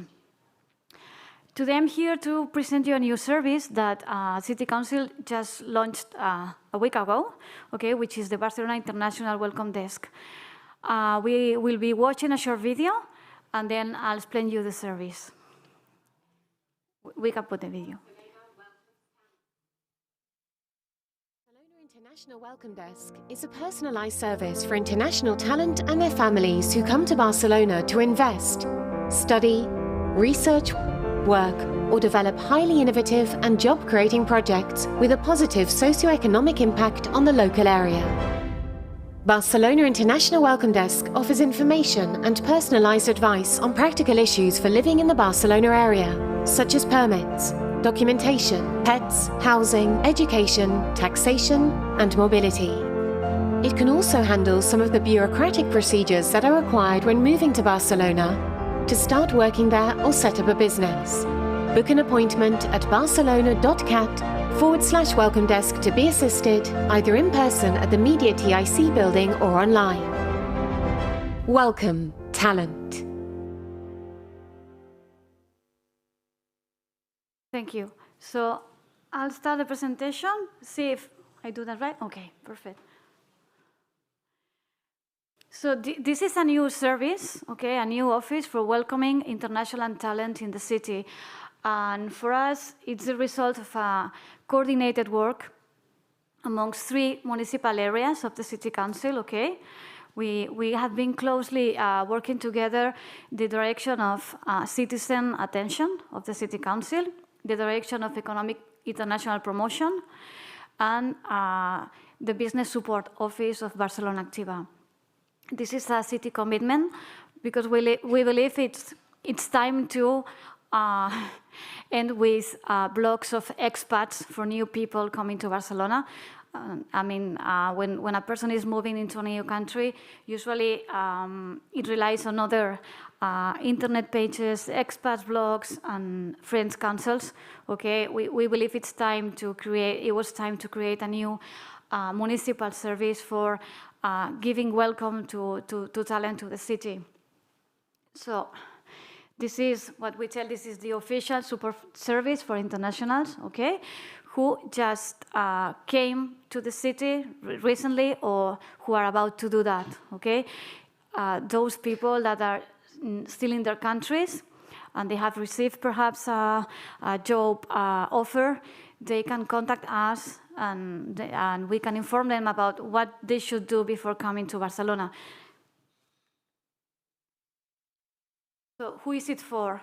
So this is a service for talents and for us talents, investors, entrepreneurs, researchers, qualified professionals, university students, and their families, okay? I don't know if you're aware about the Spanish immigration law. There's a specific law for talent, which is Ley de Emprendedores, and that law allows people to come to Spain with a talent permit, okay? This is, for instance, investors with investments in strategic industries or entrepreneurs with a business plan related to innovative activities or activities generating qualified employment in the city are one of those targets of this law I was mentioning.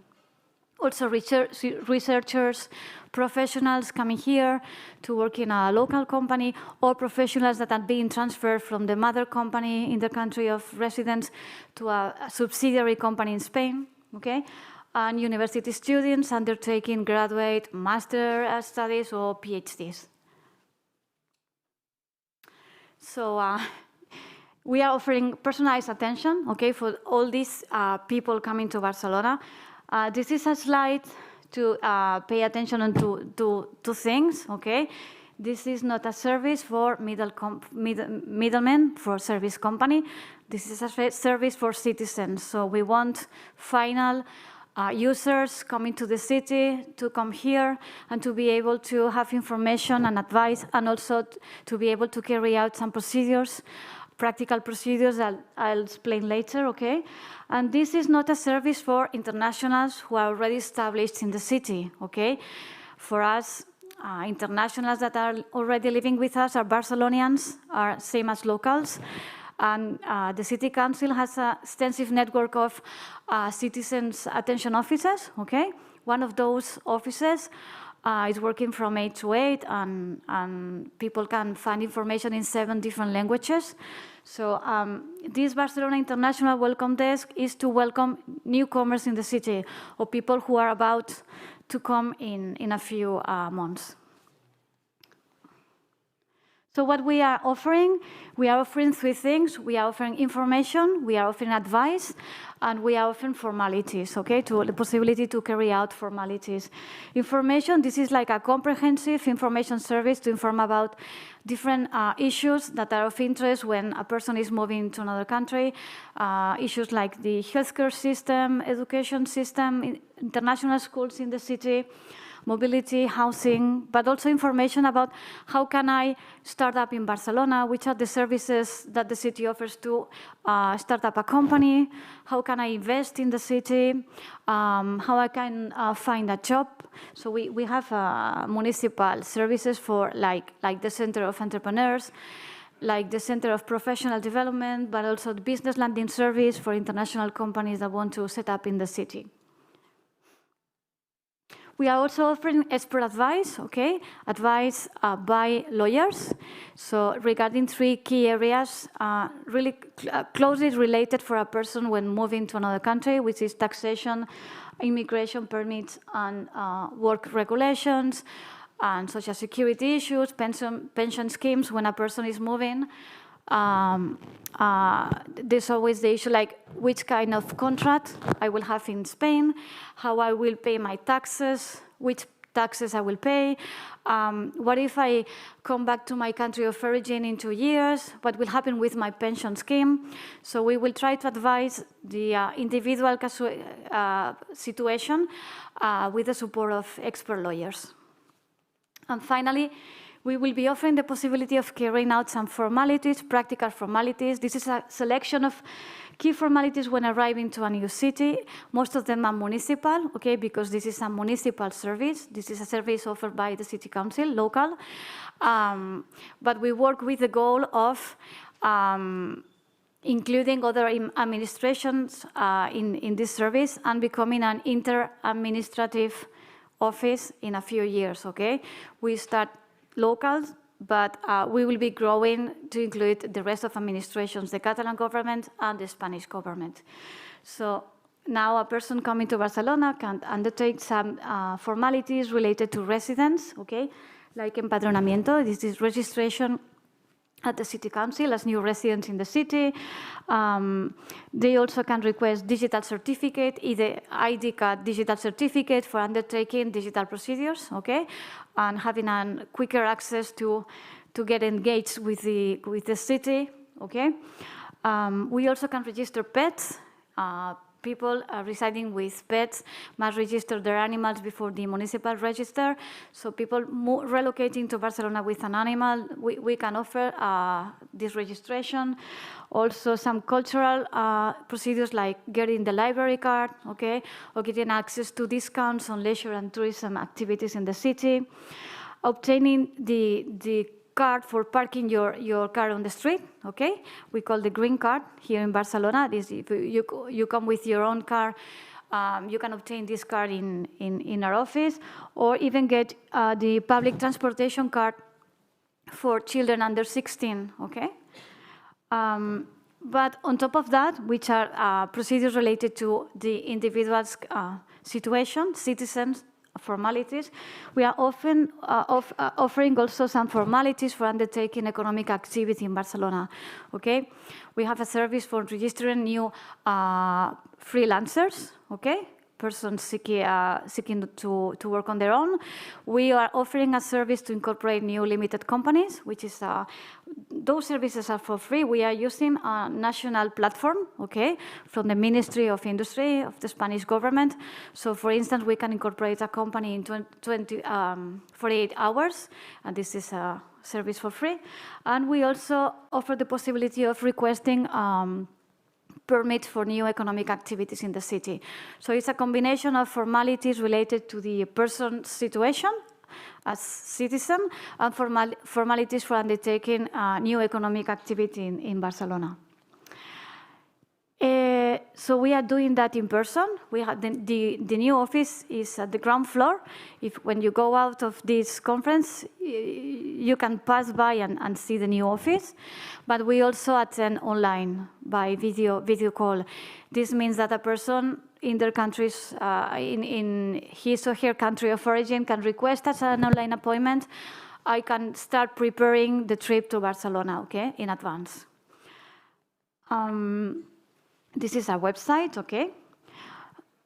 And we are also giving a welcome pack with information, useful information for the newcomer, and including, for example, a guide about international schools in the area of Barcelona. Not only schools in Barcelona, but in the whole area, metropolitan area. We have quite an extensive network of international schools: Japanese school, German school, British school, French school, Italian, etc. So we are offering information about what kind of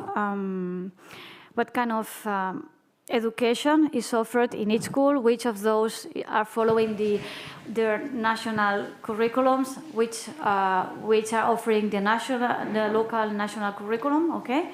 So this is a really practical welcome pack for those who are coming, and it's also available online.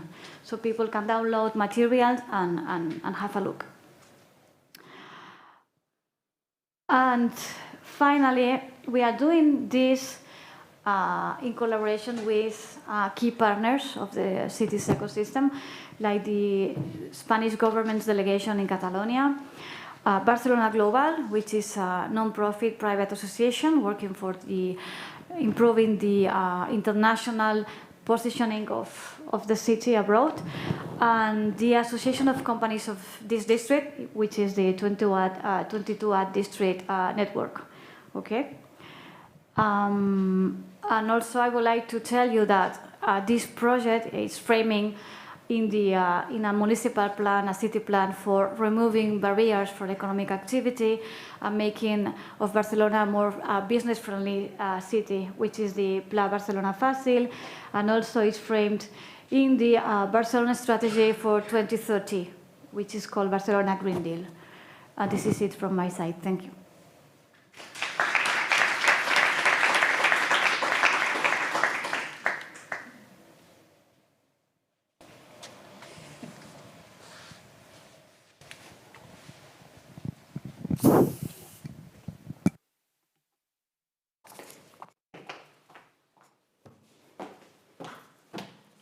Thank you very much, Monica, for presenting this service in such a complete and brief way. It's really useful, I think, for people who are thinking about coming to Barcelona in the next weeks, in the next month, so thank you very much. We continue now with the last presentation of the day, which is a roundtable, the second one we have, that we have called Large Companies from the Rest of the World Hiring International and Local Talent. As I told you at the beginning, we are going to know the vision of international companies that have a great impact on the global market. So let's do that. I give the floor now to Julia Meyer-Sommer. She's going to lead the roundtable. She's a global business manager at Eres Relocation. She will be with Imen, Christina, and Guillem. So enjoy the last 45 minutes.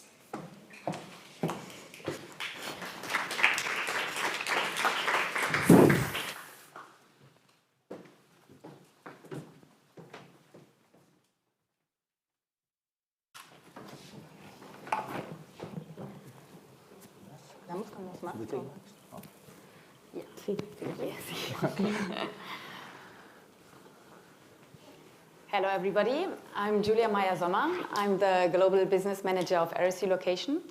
We are a global mobility company that helps international companies with their international talent.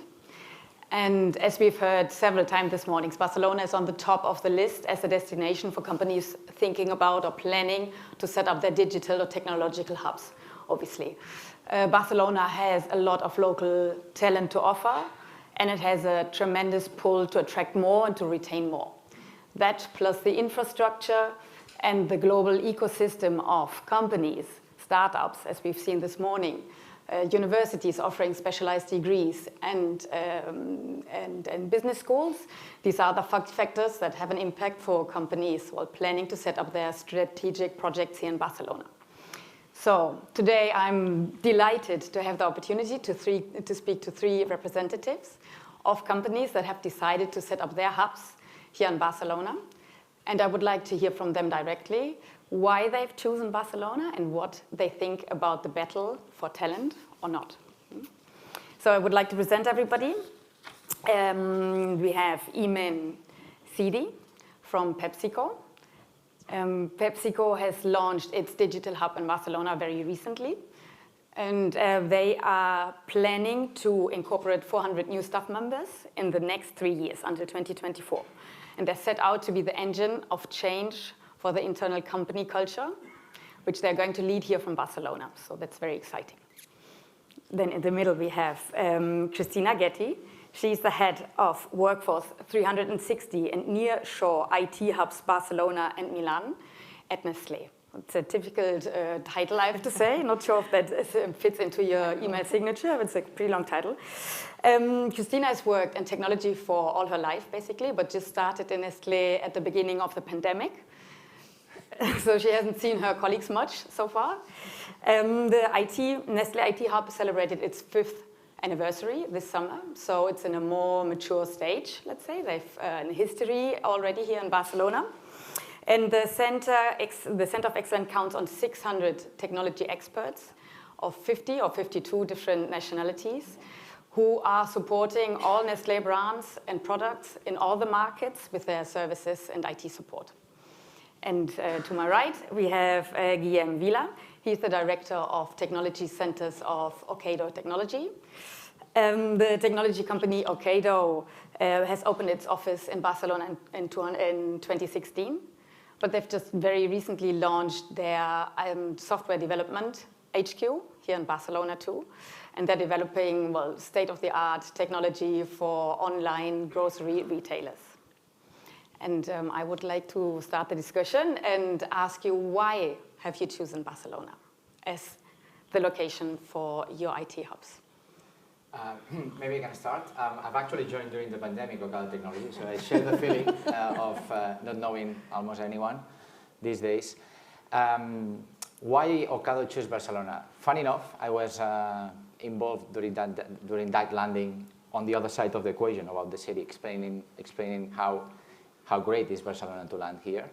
And by the way, thank you to Barcelona Activa and all the associations who help Ocado to land. Why Barcelona? It's probably the combination of the local talent. So we have a really good image outside about the talent. I'm actually a computer science graduate in Barcelona, so I'm happy to hear that.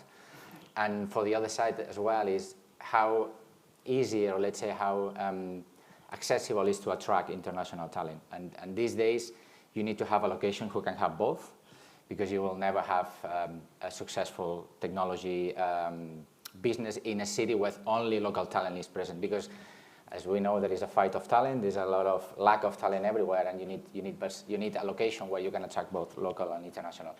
Those were probably the biggest reasons. Obviously, Barcelona is well positioned in the market. About I think it's the fourth in the world, right? Fourth in Europe in tech hubs. The connections we have international, so all these employees can fly back and fly from Barcelona. So all the reasons that are around a development center are also important, right? Because a lot of employees come here and they're going to create their life from zero because they don't know anyone. So what can we offer as a city is really important. I think it was the combination of all the factors that make Ocado to decide to invest in Barcelona, and it was 5 years ago, and now we keep growing, and we don't have any plan to stop. Excellent. I think it's for Nestlé. It has been a bit of a bet. When we started 5 years and a half ago, it was 6 people, and now we are 600. So I guess something has worked in the meantime, and we continue hiring. Right now, there are around 50 positions being open. I think it has been a bit of a journey, and for us, the center started as the heart of the digital transformation for Nestlé. So one of the things that has been particularly attractive regarding Barcelona, I can tick all the boxes Guillaume just mentioned, in addition, has been the livelihood of the startup ecosystem. We were looking for profiles that were going to accelerate the digital transformation in Nestlé. And for us, the recollection was that some level of change is possible only when you can count on a critical mass that will truly drive the change. And for us, Barcelona has represented truly this source of talent. So it was truly reaching out, attracting the best of both worlds, the creativity, the entrepreneurship, the passion, the agility of a startup in combination with one of maybe the biggest FMCG company in the world, with big brands and markets all over the place.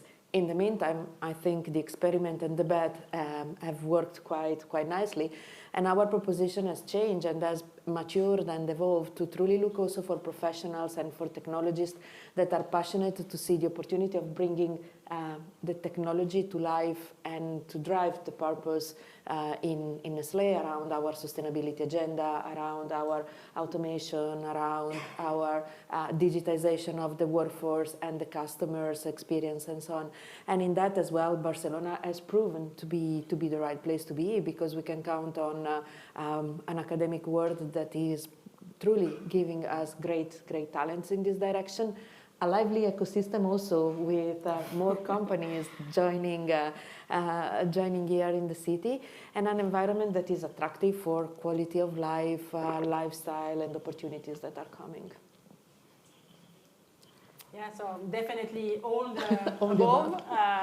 But I think for PepsiCo, we've been here for a long time also. So it's not the journey of the new ecosystem is starting, but we've been here very long. So we know the value of PepsiCo in Barcelona and how we can capture diversity, entrepreneur.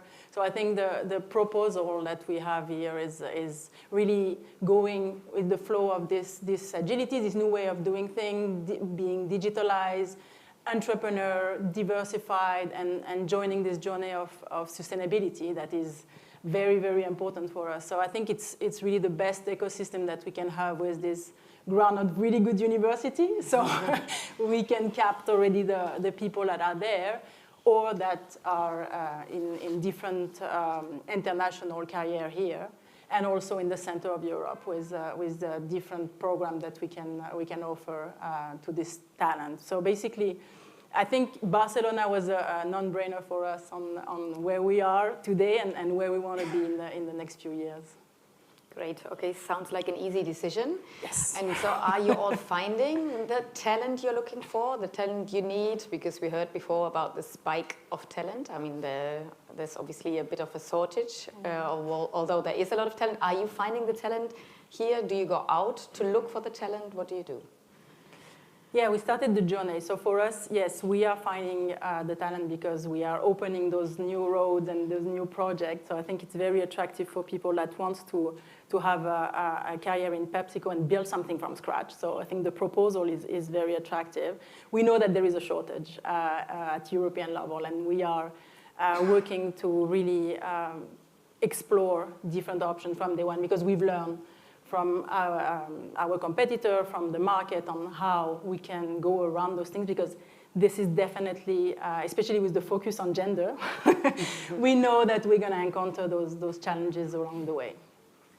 I think it's a similar story, and I was delighted to hear the initiative from Monica around the welcome desk. We have right now 52 nationalities at the hub. So yes, we are finding talent here, but we are also finding that Barcelona is an attractive place for people who are considering moving from abroad, like myself, for instance. One of the things that we see is some profiles are getting a bit harder to find. Friends in cybersecurity, data scientists, and so on are starting to become a bit harder to chase. And in this sense, I think a lively ecosystem, together with the right conditions, the right support from the authorities, and so on, are creating this combination that is making this flow of talent also from abroad easy and relevant in Barcelona. I can share probably everything they said. We are 28 nationalities at Ocado right now, and we will be 30 by the end of the year, and we'll keep growing that because it's this combination. It's the only option these days that you have, great talent, but you need to find a way to attract the international talent. And also, I think we as a community, we need to keep pushing, because at the end it will benefit all of us, right? So if activities like this, to make sure that everyone is aware about the great companies that are in Barcelona, it benefits all of us, because what we want is to have more and more talent, and also all these activities about reskilling, and having more people within the digital world is what is going to make all the companies, startups, and enterprise successful, because we need all of them actually. Yeah, you spoke about that before as well. When we spoke before this meeting, you think that it's more of a collaboration across the companies that form part of this ecosystem rather than a competition, or how do you understand the situation? 100% on collaboration. I mean, from my side, I always believe on that. The talent look for a place to work, but also to a place to relate with others, right? So it's not about I'm going to have someone for 25 years. If you have that type of mentality, is that you're probably old-fashioned way of working. What they're looking for is how can I grow to a place where I can grow my skills, but also knowing other people, knowing other companies, knowing what they are, what they do, and I think Barcelona is doing great on that. I think we have to do more, because at the end, it's benefiting us. It's knowing how PepsiCo, Nestlé, or other companies works. It's good for Ocado and the other way around. And I think it's important that we give this message out. And I agree. I think in the way we built the hub in Nestlé was always meant to be an open system for talent, right? I guess the most important element is that the balance between the talent coming and the talent going remains a positive one. The fact that our talents are attractive, I think, is a statement on the fact that we are doing a good job. When your talents are attractive for the market, it means that you are building the right type of professionals and responding to the needs that there are outside there. And I think, again, the collaboration and the fact that you can truly say there are big companies like Ocado or PepsiCo and Nestlé investing in the city is raising the profile and the attractiveness that gets you the right people and those you want. Some days it's harder and it's like, oh no, another one that is moving, but then there is another one that is coming. So I guess it's part of the game. Yeah, totally. No, and I think...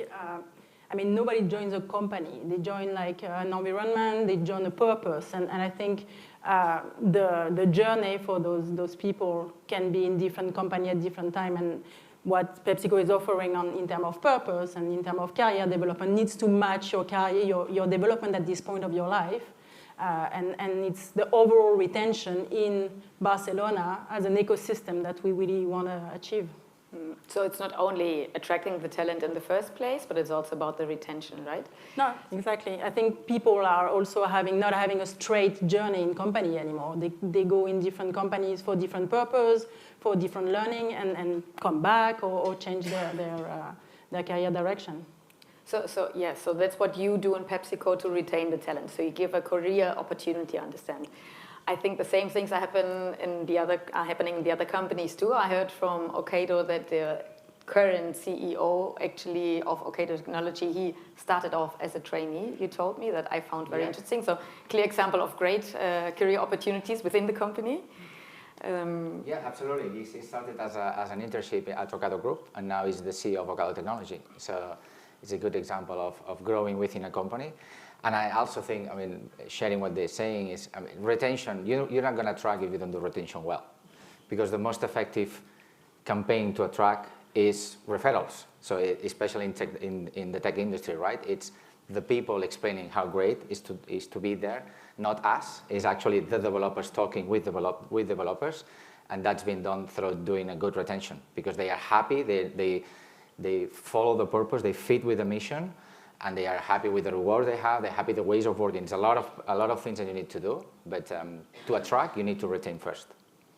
And you know, there is something related to creating big hubs and big groups of technologies that has been questioned also with regards of what happened with the pandemic, the ability for everybody to work more or less remotely. I think one of the key points for retaining people and to truly build these communities is by creating a purpose that goes beyond the pure ability to work virtually. It's truly by creating spaces for creativity, creating spaces for innovation.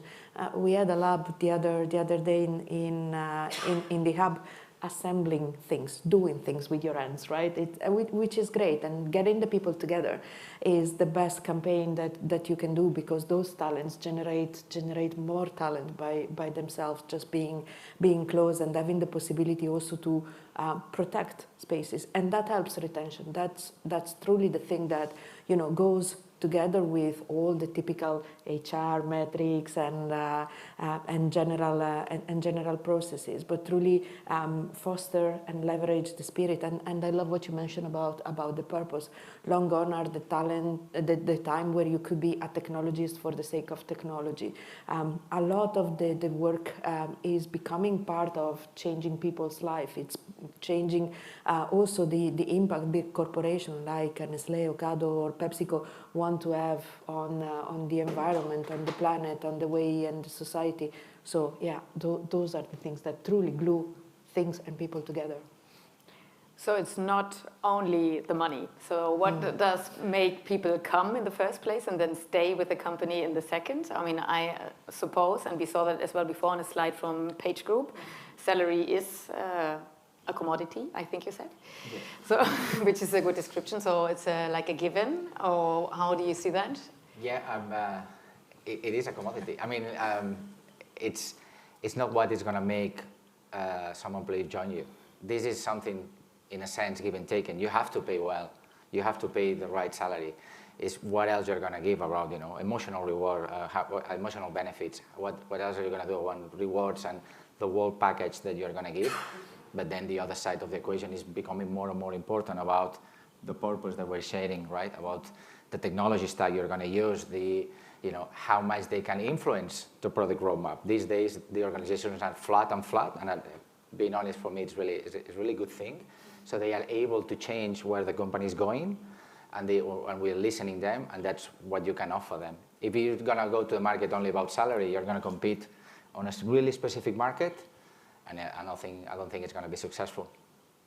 Agree. Salary is a sanity factor. You don't even start the conversation without that.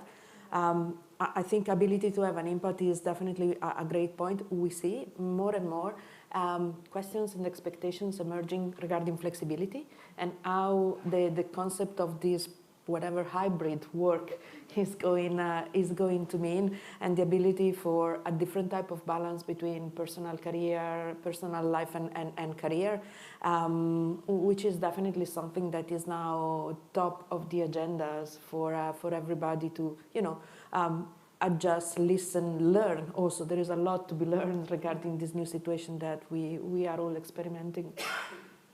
Yeah, for me as a recruiter, I mean, that resonates because we think that the first question will be salary, but it's not. It's around the culture. What is the company that I'm joining? How is it inside? How important is diversity for you? Those are the first question.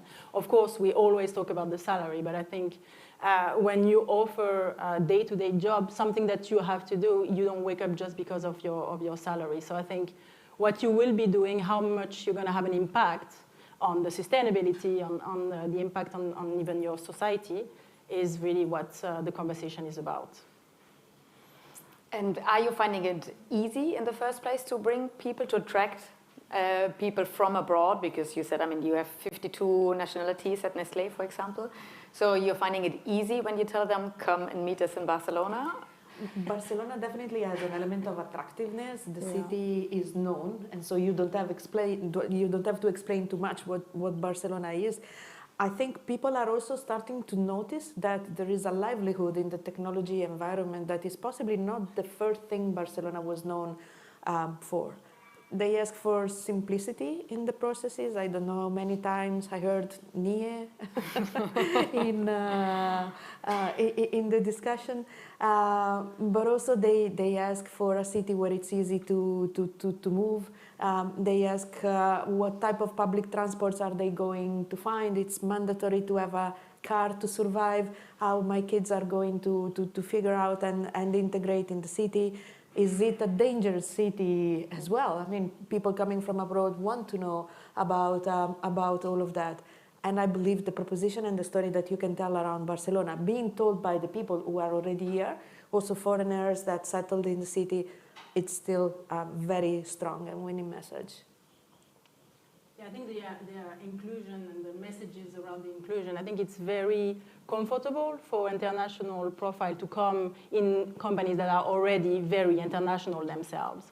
So I think it's not an easy sell, but it's easier when we can talk about inclusion and how the landing will happen and the fact that they're not going to be the only nationality, different nationality in the company, and what the company is doing to make sure that they feel comfortable landing in something new, because it's a stressful experience that everyone is trying to make comfortable. Aside from me, I would say business is the other word that happens a lot of times, because it's also a long process these days, especially how it works and you know how painful it is for them. Even if we do it all in our sides, so the companies, for instance, we handle all the process, so the candidate doesn't need to do it. It's a long process, so it's a lot of communications about how it's going to happen. Who knows? You know, we don't have a date that we can take back to the candidate, and these things usually, you know, we've lost some candidates on the process because of that, because of not being able to say that's when it's going to happen exactly, and it's something that we can all fix. And then the other thing, sharing what they said, is what we can build around them, right? In the tech industry, there are a lot of young population who's traveling, and they're going to build their life from scratch in the city. So they land here, and they will make friends at the office, and they will, you know, find the social life around the city. How can we make this process easier for them? And one of the things we always have fun in our company, we have offices around the world, but in Barcelona, we use Slack, which is a communication tool. If you put BCN dash anything, like paddle, football, whatever you want, there's a channel for that. Because there are people who's coming here, it's like, you know, I play basketball. Who wants to play basketball? Just these basics, because they want to build a community. So how can we make them, you know, all this process easier and good for them? Okay. And now that we're talking as well about legislation, NIEs, visas, work permits, and so on, what we heard before as well, a recurrent requirement for many of those of the community of the international talent, they're asking for remote work. I understand. Is that also the case for you? And what is your policy? Is there a legislation you have found around that to give a solution to that, to actually allow your team members to work from their home countries some time of the year? Or because I mean, I assume that most of your teams are still at least partly in remote work. So how do you handle the wish of employees to work from a different country? I think the word they're looking for is flexibility more than remote. It's allowing me the flexibility to build my path and my work with my team in the best way for the team and for the purpose of the team. I think this is the most important, because one of the things these days is all about full remote or not. Actually, when we talk with the employees is like, give me the flexibility, and we will do our ways of working which fits good for the teams and for the purpose of the company. This is one of the scenarios. The other scenario, which is about working from another country, then is when we talk with the legislation. That's the issue, right? We have a policy to work from another country, but the legislation is still on the gray area these days. So we don't know exactly how it's going to look like. there are a lot of processes that are not fit for working abroad, working from another country. For instance, if you're from Italy and you go back to Italy and you broke your leg, what's going to happen, right? You cannot say, I broke my leg from Italy because the processes from the government are not fit. If you are in another country, you have to fly back and do that. So it's not effective, right?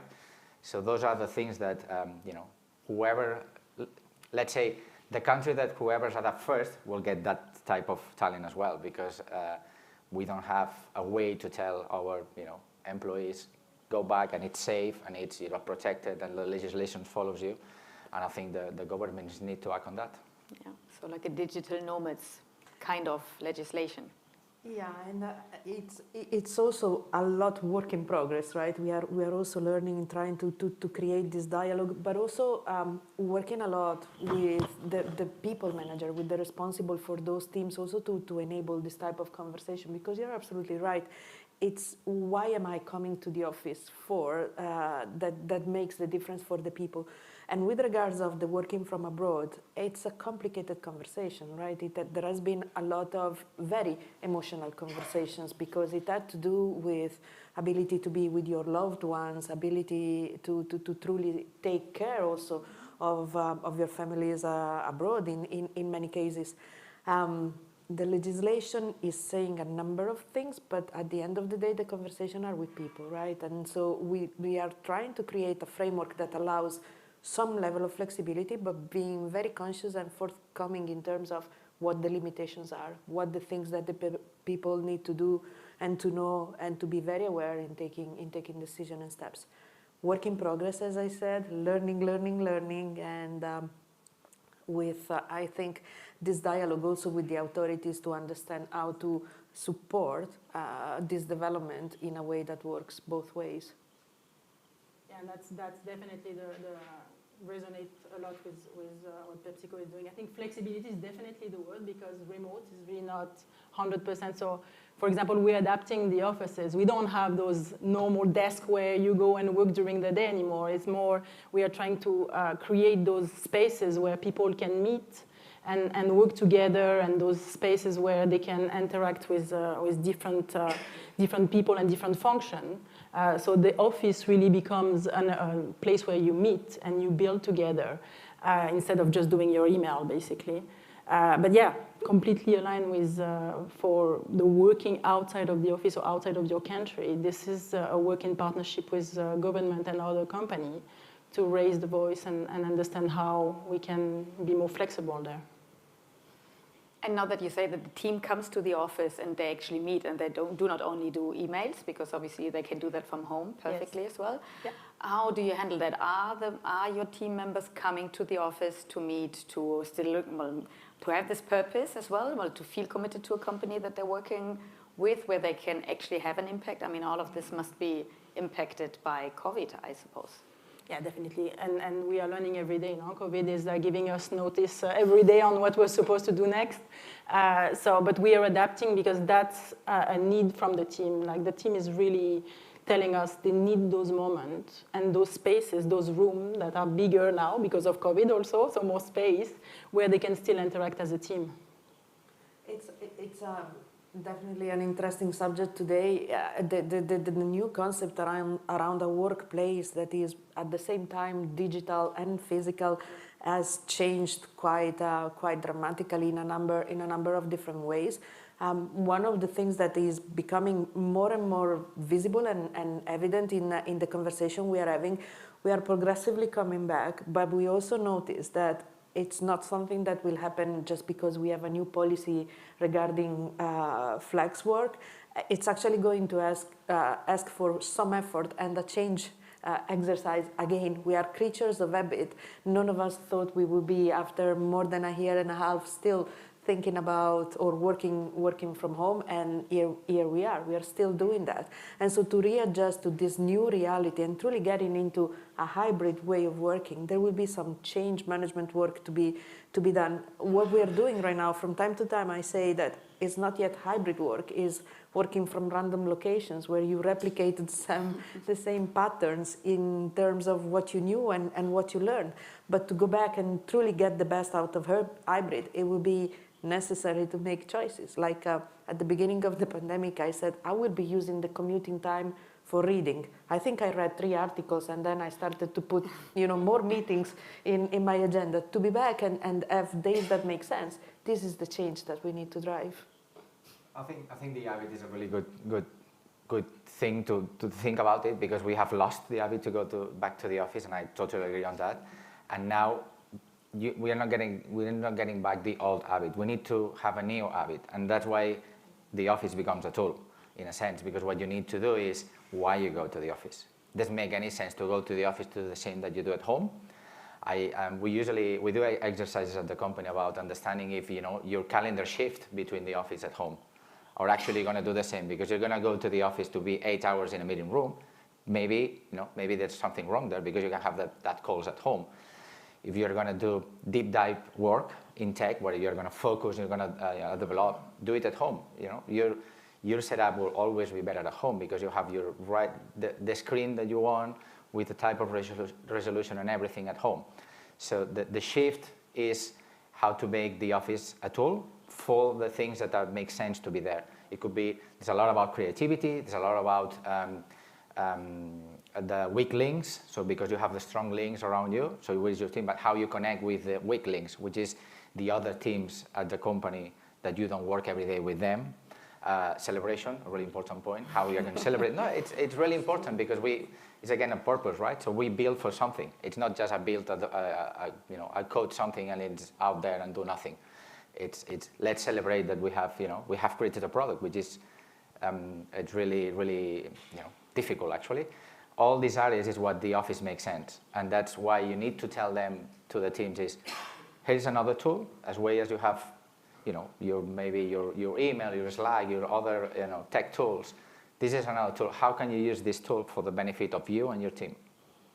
Great. Are the others doing that as well? Are you celebrating the news? I was smiling at the celebration, but yes. And I think a good reminder for us was we have this graduate program where we attract a lot of graduates, and they remind us of hey, we need those celebration moments also. We are just finishing university, we're entering, it's our first job. So we need also to meet people and have those celebrations. So yes, we are definitely looking at that as a very important moment. And reorganizing the office is something that you need to do, because if you don't want to come back to the habit, it doesn't need to look the same. If it looks the same, then it feels the same, and we're not moving forward. So that have been a lot of thinking and a lot of trying new things to adapt to this new reality. And I think on the celebration there is another angle that is becoming more visible and more important. They say work hard, play hard. What we have been doing for a lot of time in this last year and a half has been just the work hard part, right? But as a team, it has been complicated to also have the play hard, and the play hard helps. With mental health, with well-being, it lowers the tension. It's an opportunity for maintaining a level of health in the team dynamics. We can have very tough conversations, difficult discussions, tough decisions to be taken. But then if you also have the time to be together as a team and celebrate what has been achieved, and truly also bring the human connection element, that helps a lot from another amount of super important things related to the personal well-being and the health of our people. And it has been a struggle, in all fairness. Yeah, it must have been tough for you, because you just started when the pandemic started. Well, there were jokes about the fact that I didn't exist and I was a product of the virtual reality innovation team here in Barcelona. So when I finally made it to Switzerland, half of the conversation was starting, oh, you really exist? Okay. Is there anything you think that Barcelona could do, the public administration could do for you, or could do better to attract even more talent? I think we shared probably the NIE and visa topic, which probably everyone has shared it a lot of times, is how to make lives easier. That's the end. It's, we have candidates, we have employees who are coming from all over the world. How can we make their lives easier? That's, if we take that as a sentence that the N is an experience, how can we make this better? You know, the international point that is open is a good thing. The other challenge I would say to them is how can we make sure all these initiatives the people know, because we know, but how can we make sure that, you know, all of our employees, but all of the candidates around the world know these things? Because otherwise it's an initiative that is there, but no one is using it because actually they don't know that it is there. This is, I would say, one of the areas. The other areas is doing more and more as a city. We need to attract even more companies. I mean, I know that we have a fight of talent, even more companies coming. So we have more people around. So everyone is aware that Barcelona is the place to go if you want to grow your career in tech. If we can get to that point, then it would be great. I think it's simplicity and information. It's truly all about that, and the ability also to leverage on the word of mouth with a good story to be told. The city has a unique combination of elements that are making Barcelona unique and unbeatable in a number of different ways. The more we speak about that, the simpler we make it. That's all we ask. Yeah, and I think to complement that, the work should also include universities, because the proactive thinking is something that we will really need in terms of, like, as we talked about, attracting diversity and, like, what is it available in terms of university background that will attract more female balance scholarship, this type of things that we really need from the city to look at and to work in collaboration with us, with university and with the government. Okay. Well, thank you very much. I think these are good messages as well to take away for the public administration. And this, I think you all agree very much in that Barcelona is a great place to set up a hub. You find the talent, you can attract more talent, you have support from the public administration, and that's a good place for talent to come and stay. So yeah, maybe we have still some time left. We can open as well for questions from the audience for these three very interesting speakers. Are there any questions? Yes, please.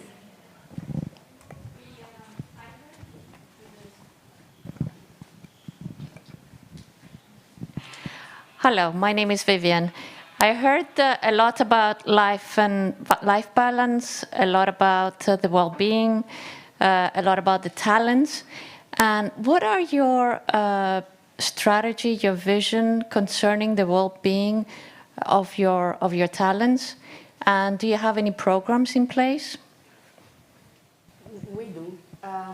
It's definitely one of the foundational elements of any talent and people strategy, and it goes along a number of different dimensions. The more institutional ones, let's say, with channels for the people to reach out in a particular moment of their life for psychological help, additional support on their physical well-being from, I don't know, health insurance point of view. So let's say this is the institutional part.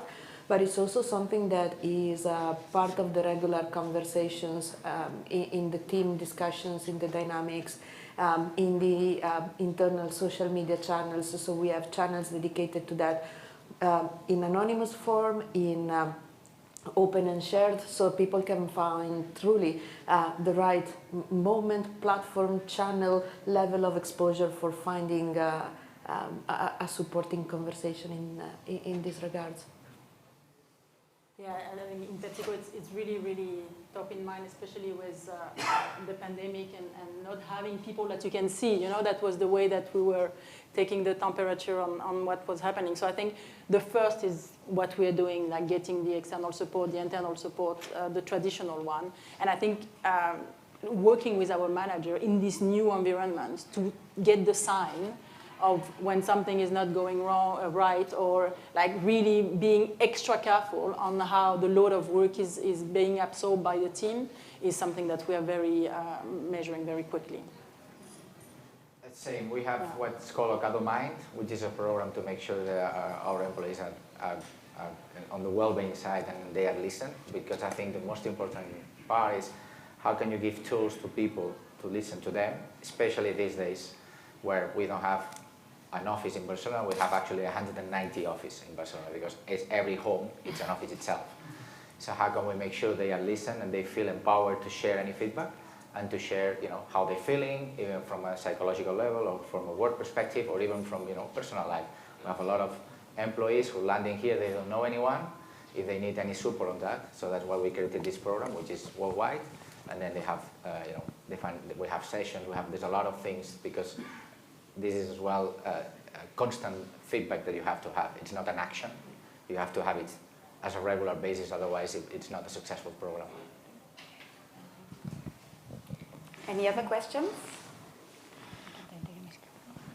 Yes, thanks a lot for these sharings. My name is Laurent. I had a quick question. What's the weight of your Barcelona hub? I mean, you belong all to big companies who are international. You probably have other offices in Spain. So what's the proportion, the weight of Barcelona in Spain and internationally? And do you see it growing? In our case, we are around 200 people right now in Barcelona. At Ocado Technology, we are 2,400 these days. We want to grow to 3,000 people, and we are in 11 data centers in 7 locations. So I don't know exactly the percentage right now, but that's how we fit there. One of the good things, by the way, about this all the remote work is that, and all the tech people was telling me this here, is that all this idea of the headquarters and subsidiary disappears because of remote work. Everyone is flat. So this is not the idea I work in a small office somewhere and I'm not able to say anything because everything happens in the headquarters. This is gone because now everyone is more or less in the same place. And I think there's a quick shift as well on organization on this.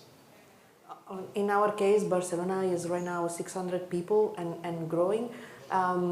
We are an organization of around 4,000 technologists in Nestlé with regional centers in Asia, in Sydney and Bangalore, in Europe, in Milan, Barcelona and Switzerland, and in the Americas, in Mexico City and St. Louis, plus all the people we have in the market, all the people we have in the factories. So it's truly a distributed organization that keeps evolving also for responding to the changing needs of the business that is also changing quite a lot. Yeah, it's a growing business. So we are already, we started a couple of months ago and we're already 50 people for the hubs, and we have the ambition of 400 in not even 2 years. So it's mushroom growing. it's in the expansion, and yes, Barcelona is going to be one of the attracting hubs for us.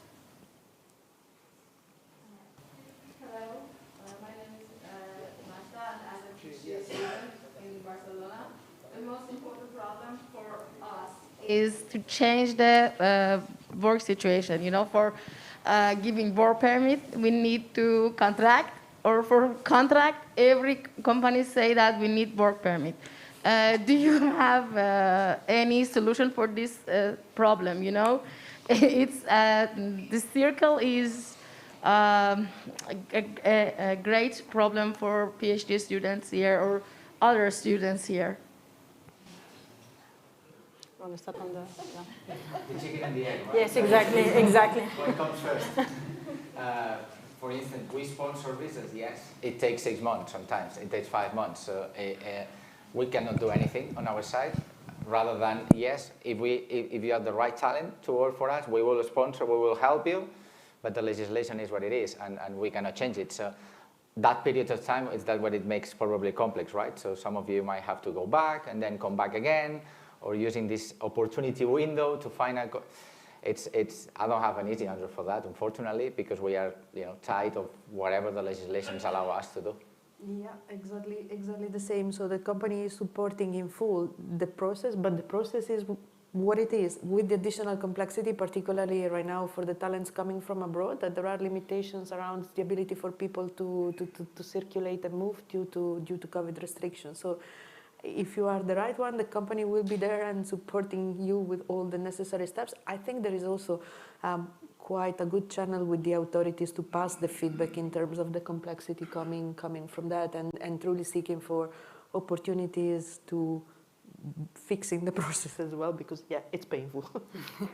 Yeah, definitely. I mean, the ambition is there. Like, we are talking about international career, international attraction from the beginning, and it's like we are limited with what we can do legally. So it's a partnership that we need to have on those topics, because we don't have individually the answer for that. Okay, 1 minute left. Any more questions? Okay, well then, thank you very much for your time. It has been very inspiring to hear from your vision and your point of view how you understand the situation in Barcelona. And well, thank you very much for that. Thank you. Thank you. Thank you.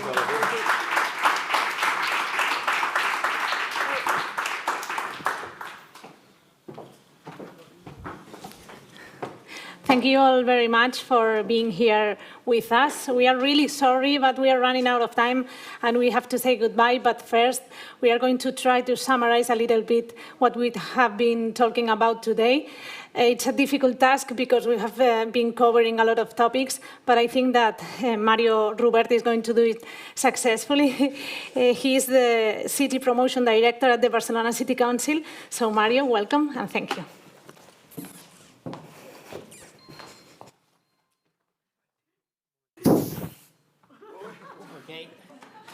Okay, good morning. Thank you, all of you, for attending, and especially for remaining until the end. That's the most important part. I'm going to be very brief because I think almost has been said. I'm going to try to wrap up a few ideas. I think all the speakers agree that talent today is the gas of this new century. We agree that it's the gas that all of us need, but at the same time, we all agree that is a scarce good, that talent and qualified human resources is a scarce good. So it's going to be a very, very important battle in the next years, in the forthcoming years, in order to, between cities and companies, to be able, who's going to be able to wrap this talent as much as possible. It has been said that Barcelona offers a good mix of tangible and intangible elements for attracting this talent. It's true. I think we have a good mix of assets and values. Some have been said. I'm going to underline a few that have been said, and I will be adding some that hasn't been said. I think that the city offers an optimal dimension. Barcelona is a global city, but at the same time offers a human scale. Today, you have to remember that even 1/3 of the daily movements that people make upon the city are made by foot. That the airport of Barcelona is 22 minutes away from where we are now. Try to think in London or in Paris. How many food travels communities are made among London? How does it take you to go to Heathrow Airport or Charles de Gaulle? So Barcelona offers global services, but at the same time is able to offer a human scale. I think it's important also to have a strategic geographic location. Everybody agrees. But with a good location, if you're not well connected or communicated, it's not enough. Today, the airport of Barcelona has more European connections than Heathrow. It's the airport of Europe with more European connections. So that means that it's easy to fly and come to Barcelona. We have a very important high-speed network. We have an important port. So it's easy to come, to arrive, and be in the city. We have a diversified economy. It means we have opportunities in many fields. We are no longer the Catalan Manchester as we were known 70 years ago. Our economic skin, of course, has been changing.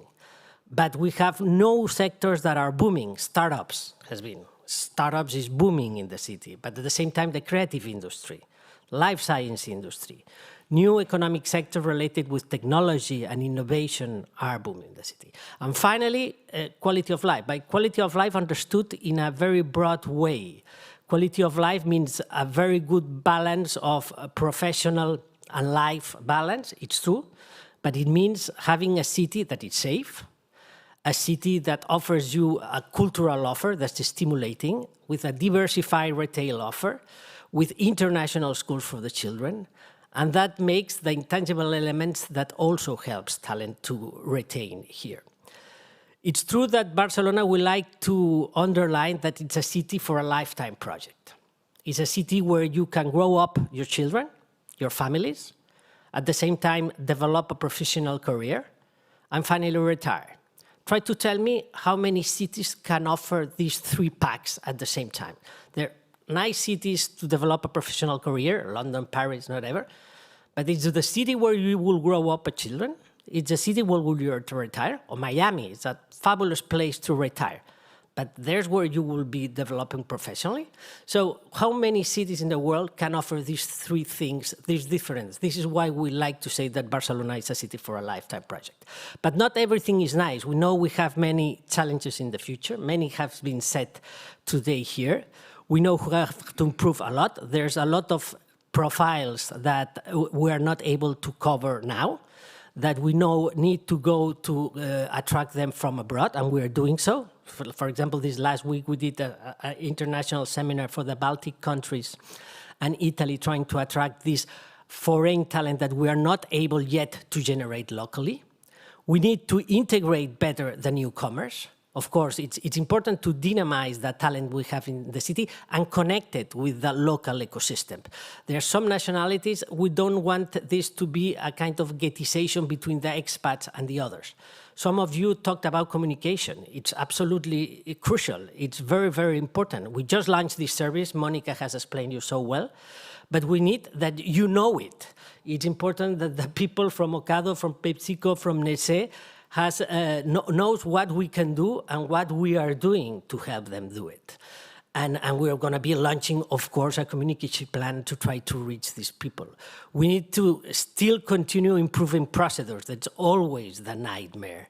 We need to do many things. I think Barcelona is well positioned, is well placed, but we still need a lot to do, and we know it. So thank you very much. I imagine with the support and help of all of you, we'll try to do it better. Thank you very much.